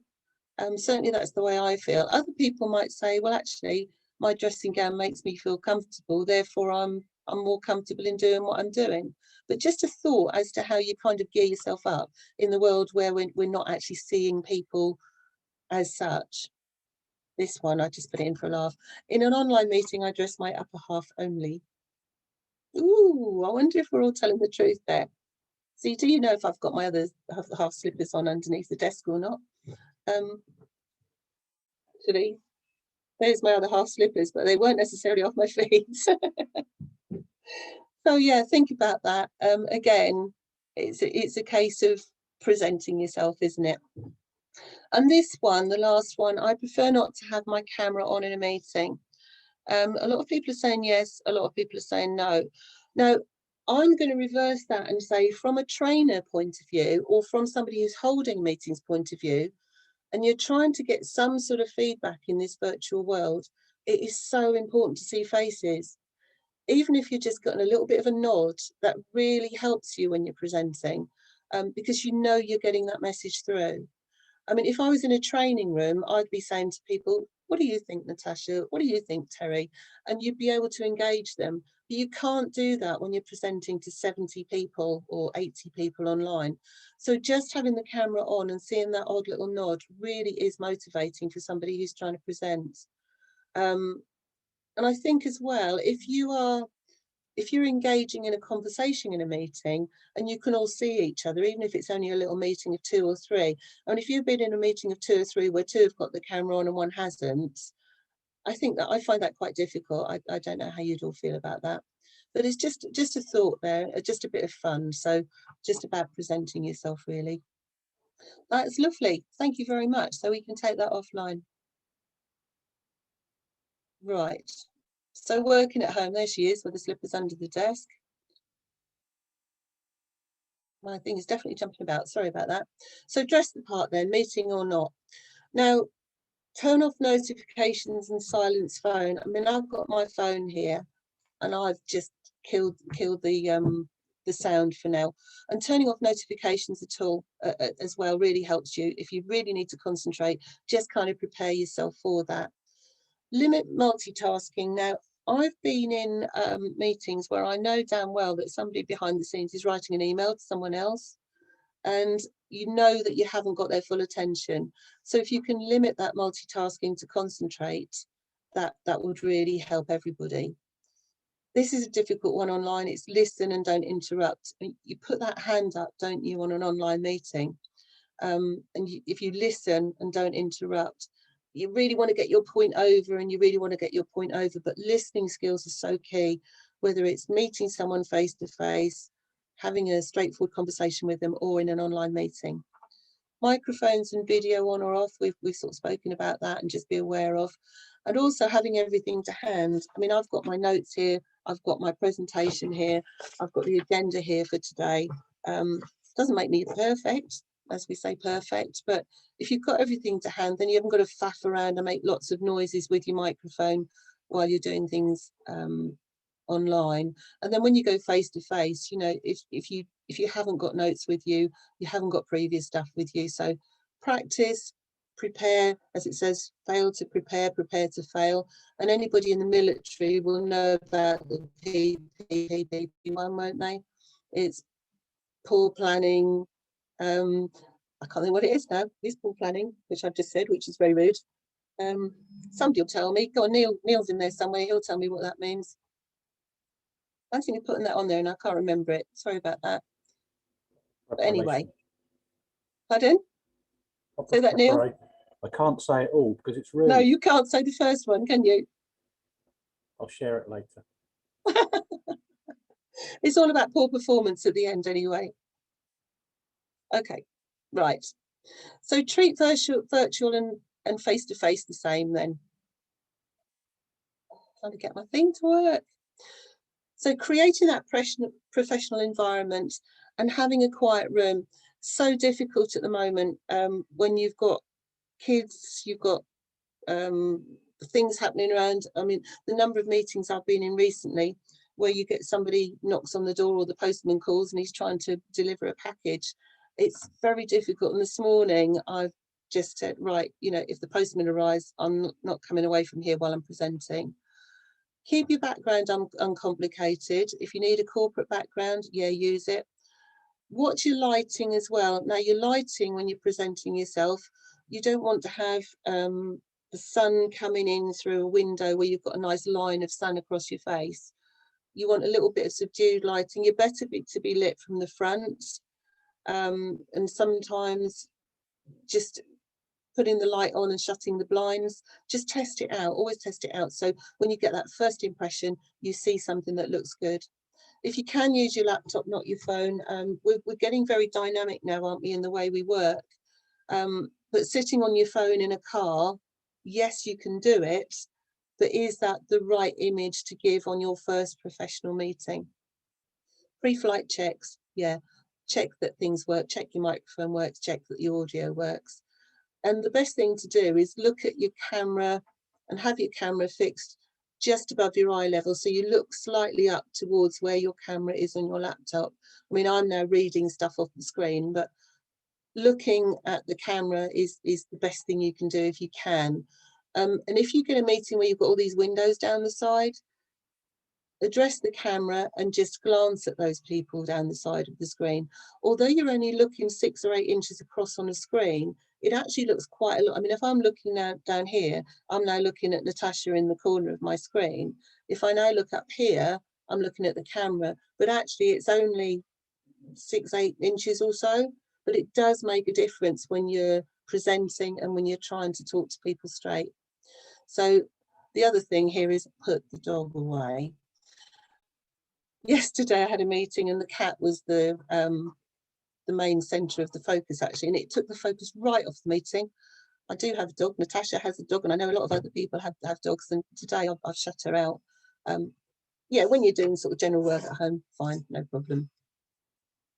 Social media, again, this is about first impressions, isn't it? People do check you out.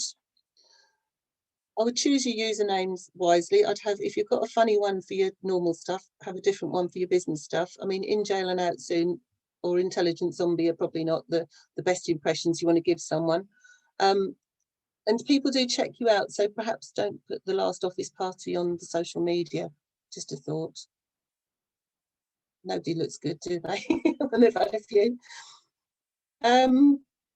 Communications then between worker and boardroom. Now, I would query if there is any difference. Yes, you have to address things differently, and yes, you'll have different topics to talk to, but you need to work out at any given stage, listen to them and what their perspective is. Now, the director in the boardroom will want to know something a lot different than the guy on the shop floor. You might be telling them, you might be advising them, you might be persuading them. So your approach has got to be different in a way, but they're both people. So as far as is there a difference, they are both people, and you've got to find out what makes them tick for you to understand them and be understood by them. And it will all come about, again, the language you use, how you dress, but you've got to be yourself, because otherwise, you know, you'll be found out. So just think about who you're talking to, what your message is. You'll probably be given a little bit of direction to the guys on the shop floor. You'll be giving advice perhaps to the guy in the smart chair, but underneath it all, they're all people, and you need to find out what makes them tick and how you address them. And one way of doing this is to take it on yourself and use I words instead of you words. Now, this guy down here is pointing his finger, and if I point the finger at the camera, you know, that's quite accusatory, isn't it? So if I said things like, here it goes again, I would love it if you could do this differently rather than you have to, because as soon as you say you tend to point at them. So I feel that this could work better if, sounds much better is than you're not doing it right. I'm not explaining this very well. Would you like me to say that again? Sounds better than you're not getting it, are you? Would you like me to go over that again? Sounds much better than you're not listening. I'm not sure about that. Let's talk about it rather than saying you're wrong. So do you get what I mean? You're trying to say I, you're taking it on yourself. And when you say I, you tend to put your hands towards yourself. So, oh, I'd love it if you did that, rather than you aren't doing it right. So if you can just try and change your language a bit when you're trying to influence and persuade people, use I, take it on yourself. Would you like me to go over it again, rather than you're not listening or you don't get it? So if you try and do that, that really helps in conversation. Right, listen and contribute. There we go.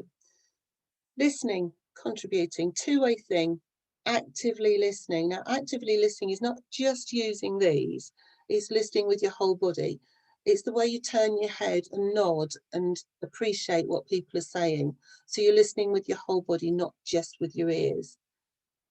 Allowing silences is quite an interesting one, because if somebody, if you're trying to get information out of someone and you ask a question and you follow it with a pause, you'll eventually get something out of someone. Nobody likes the silence. Everybody likes to fill a void.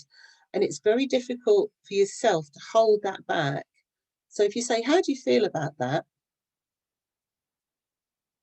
Allow that silence, because that person will eventually feel that they need to say something. So if you're really trying to get an answer out of somebody and you want to hear what they're saying and get their genuine feelings, that silence is a really important thing. So allow a silence, and that works in all sorts of conversations. It doesn't only just work in your professional life. So at the bottom there, you know, pay attention, withhold judgment. Don't do the old, if I were you. Do the professional thing and say, well, actually, the law says you might be required to, but not if I were you, because if I were you is a bit kind of patronising and judgmental. Be patient, use body language wisely, and we'll look at that. And restating or reframing is really good, and questioning. So if somebody says something to you, if you reflect what they've said, oh, so you feel that you don't like that kind of, you feel that you don't want to do it that way. So you reflect what they're saying, and then it becomes more of a conversation and more of a listening and contribution kind of way of speaking, rather than just accepting things and moving on too quickly. This is a real whiz through. There's so much to this soft skill stuff. Body language. Okay, body language. Non-verbal communications, NVCs. It's not actually what you say, it's kind of how you are and how your general demeanour is. Because you can say something and your words don't really mean much unless you back them up with your body, with what you're doing. So your posture, how you stand, how you move, your gestures. I mean, I'm speaking to you now online, and I'm sure my hands haven't stopped waving around since I started, but that's just the way I express myself. Eye contact, as we said, most important. Facial expressions. Be careful as well with the equipment you've got. You know, if you've got a mobile phone, I'll say I've got a mobile phone here, say it's a palm top or a laptop or a clipboard, you can be concentrated so hard on that that you forget to make eye contact with them. So what you need to be thinking about is keeping that connection, and the body language will help you do that. And that can be in meetings, whether you're presenting, having difficult conversations sometimes, general networking, interviews. I mean, I know when I'm on the panel for the peer review interviews, people are sometimes so nervous that although we don't, you know, they don't have notes on their desk, they're shuffling around with their fingers on the desk, or they're shuffling around in the chair. But eye contact, if you can make genuine eye contact with people, it really does help. Yeah, I mean, don't stare them out, but look away every so often. But just making good eye contact is so important. Influencing. Now, influencing, persuading. Now, you are an influencer, you are a persuader in what you're doing. This is all part of an Iosh professional's role, really. So, influence, defined rather as to affect another person or another thing. So to have that positive influence, it's what you are, it's what you do, and how you are. So it's your whole being and your whole way as a whole rounded person. The way you come over genuine, the way you come over interested, the way you come out informed can influence your client, hopefully, to be able to do the right thing. So positive influence helps a person to be better today than they were yesterday. I know people said they don't like cliches, but actually that's a pretty good one, because if you do influence, you influence in a positive way, the outcomes are going to be better than they are today, certainly in the way forward in their health and safety culture. Built on trust, absolutely, influence is built on trust. So if they don't trust you, you're not going to be able to influence them.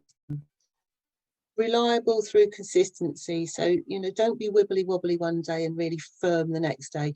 You need to be consistent. You need to be all things to them. And it really is quite a big role when you look at it, isn't it? So if you're inconsistent, the trust will go, and to a certain extent, your reputation too.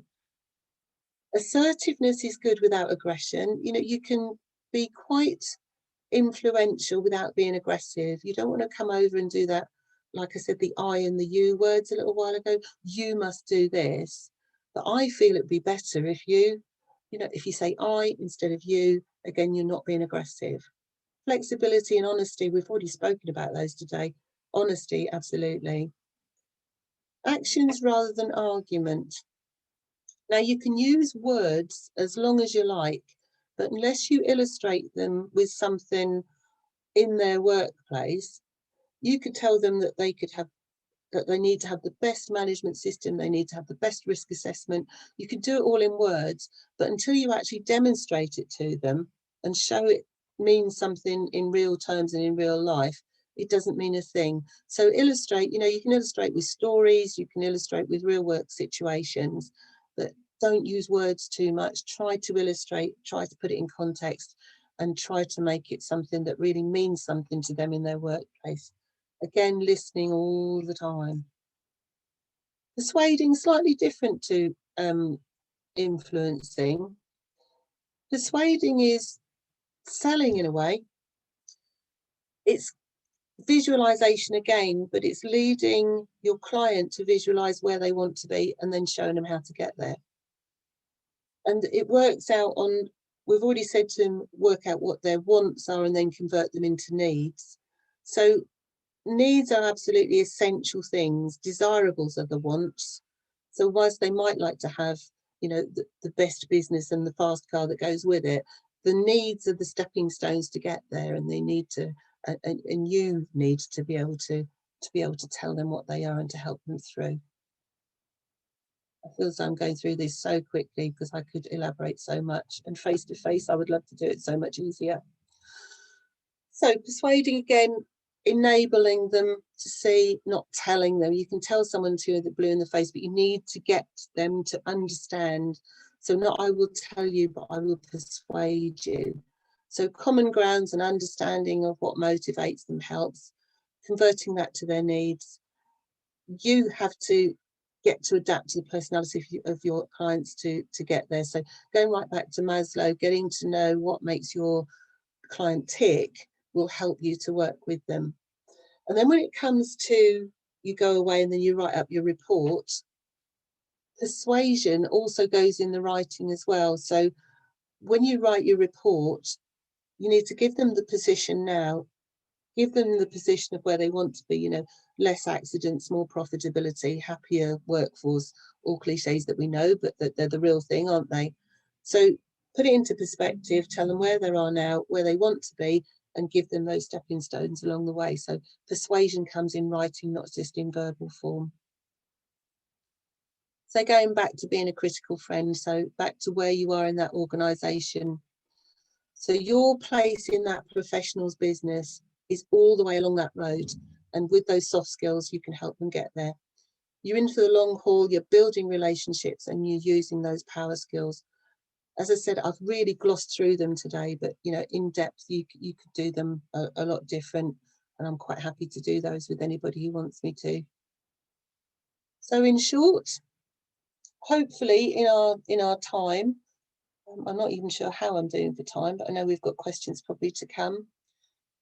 Hopefully we've looked at how to develop some of those power skills, how to get your message over, to make yourself believable, make yourself trusted, communications effectively, from finding out what makes that guy in the boiler suit with his spanner in his hand, making sure you know what makes him tick, up to the chief exec in his leather chair, how to influence and persuade, and actually to know how important you are on that person, your client's journey through health and safety, and how important you are and integral to their business. If you can work along with them, if you can work hand in hand with them, get your message over and communicate effectively with them. Just a bit of further reading there. I mean, this is actually this one, there's so much in it for the men as well. So power skills, it's all about from the boardroom to the shop floor and how you can get your message over. So recommend that if anyone wants to read it. And then final thought, we refer to them as power skills because without them, people's technical skills aren't running on all cylinders. So as health and safety professionals, you know, we've got our qualifications, we're working towards our chartership, we've got our NEBOSH diploma, we've done our open book, whatever we might have done. But if you haven't got the people skills, those power skills that go with it, how are you going to get those messages through to the clients and to the people that you're supporting? So are you a perfect Iosh professional, and what do you need to brush up on? Have a think about that. There we go. Whoops. Did I stop sharing my screen? I did it too soon. But it was going to say any questions. So there you are. Amazing. Thanks, Angela. Do you want to say something, Terry? Yeah, it's I've taken something from that, Angela. Obviously, the Maslow model for business. That's quite incisive. Also about the finger pointing, I always say to people, if you're pointing the finger, there's 3 pointing back to yourself. So be very, very careful. I like that. Wagging that finger, you've always got 3 fingers pointing back. So certainly have, yeah. Yeah, so just be aware of that. That's something that I've picked up on. And obviously, you don't get a second chance. It's like an interview, isn't it, at the end of the day? You know, first impressions count. And there's some lovely comments on the chat function. I'm not too sure if there's any questions. I haven't seen that many at the moment. Perhaps you've covered everything that people are looking for. I never know if it's a good thing to have questions or not. Well, it all depends if you've covered everything. So I'm just quickly looking at the chat function. No, I don't seem to find any. We have just had one come in. Sorry, Terry. We have just had one. It's all right. We have just had one come in. Nicholas is saying, is there some skills training available, as this is something I'd like to develop in myself? Angela. Oh, well, Natasha, you and I both know about that, don't we? Yeah. Yes, we can help do that. But I mean, there's skill sessions online. There's a great one on the internet, actually. It's called Skills You Need. And there's, I mean, if I'm doing a presentation on soft skills, power skills at any stage, I do draw from that. And it's a website called Skills You Need, and it does everything you want: communication skills, people skills, presentation, whatever you like. If you look in there, Skills You Need is a good starting point, and they do break it down into different things. So if you want to do some research like that, yeah. But there are all sorts of interactive workshops. I mean, I run them. I think, Natasha, you do a few as well, don't you? And there are plenty of other people who do. So yeah, get yourself involved in them. If you're doing training and you want to do it, any of the Train the Trainer courses are very good for finding out about the people side of how people learn. And even when you're going out to a client, I mean, I'm a consultant, so I go out and see clients. I always go back to when I do my Train the Trainer thing, because those people, in a way, you're a teacher to them as well. And you have to find out how they learn, what makes them tick, so what their motivation is. I mean, ultimately, people are motivated by running a business successfully and making money.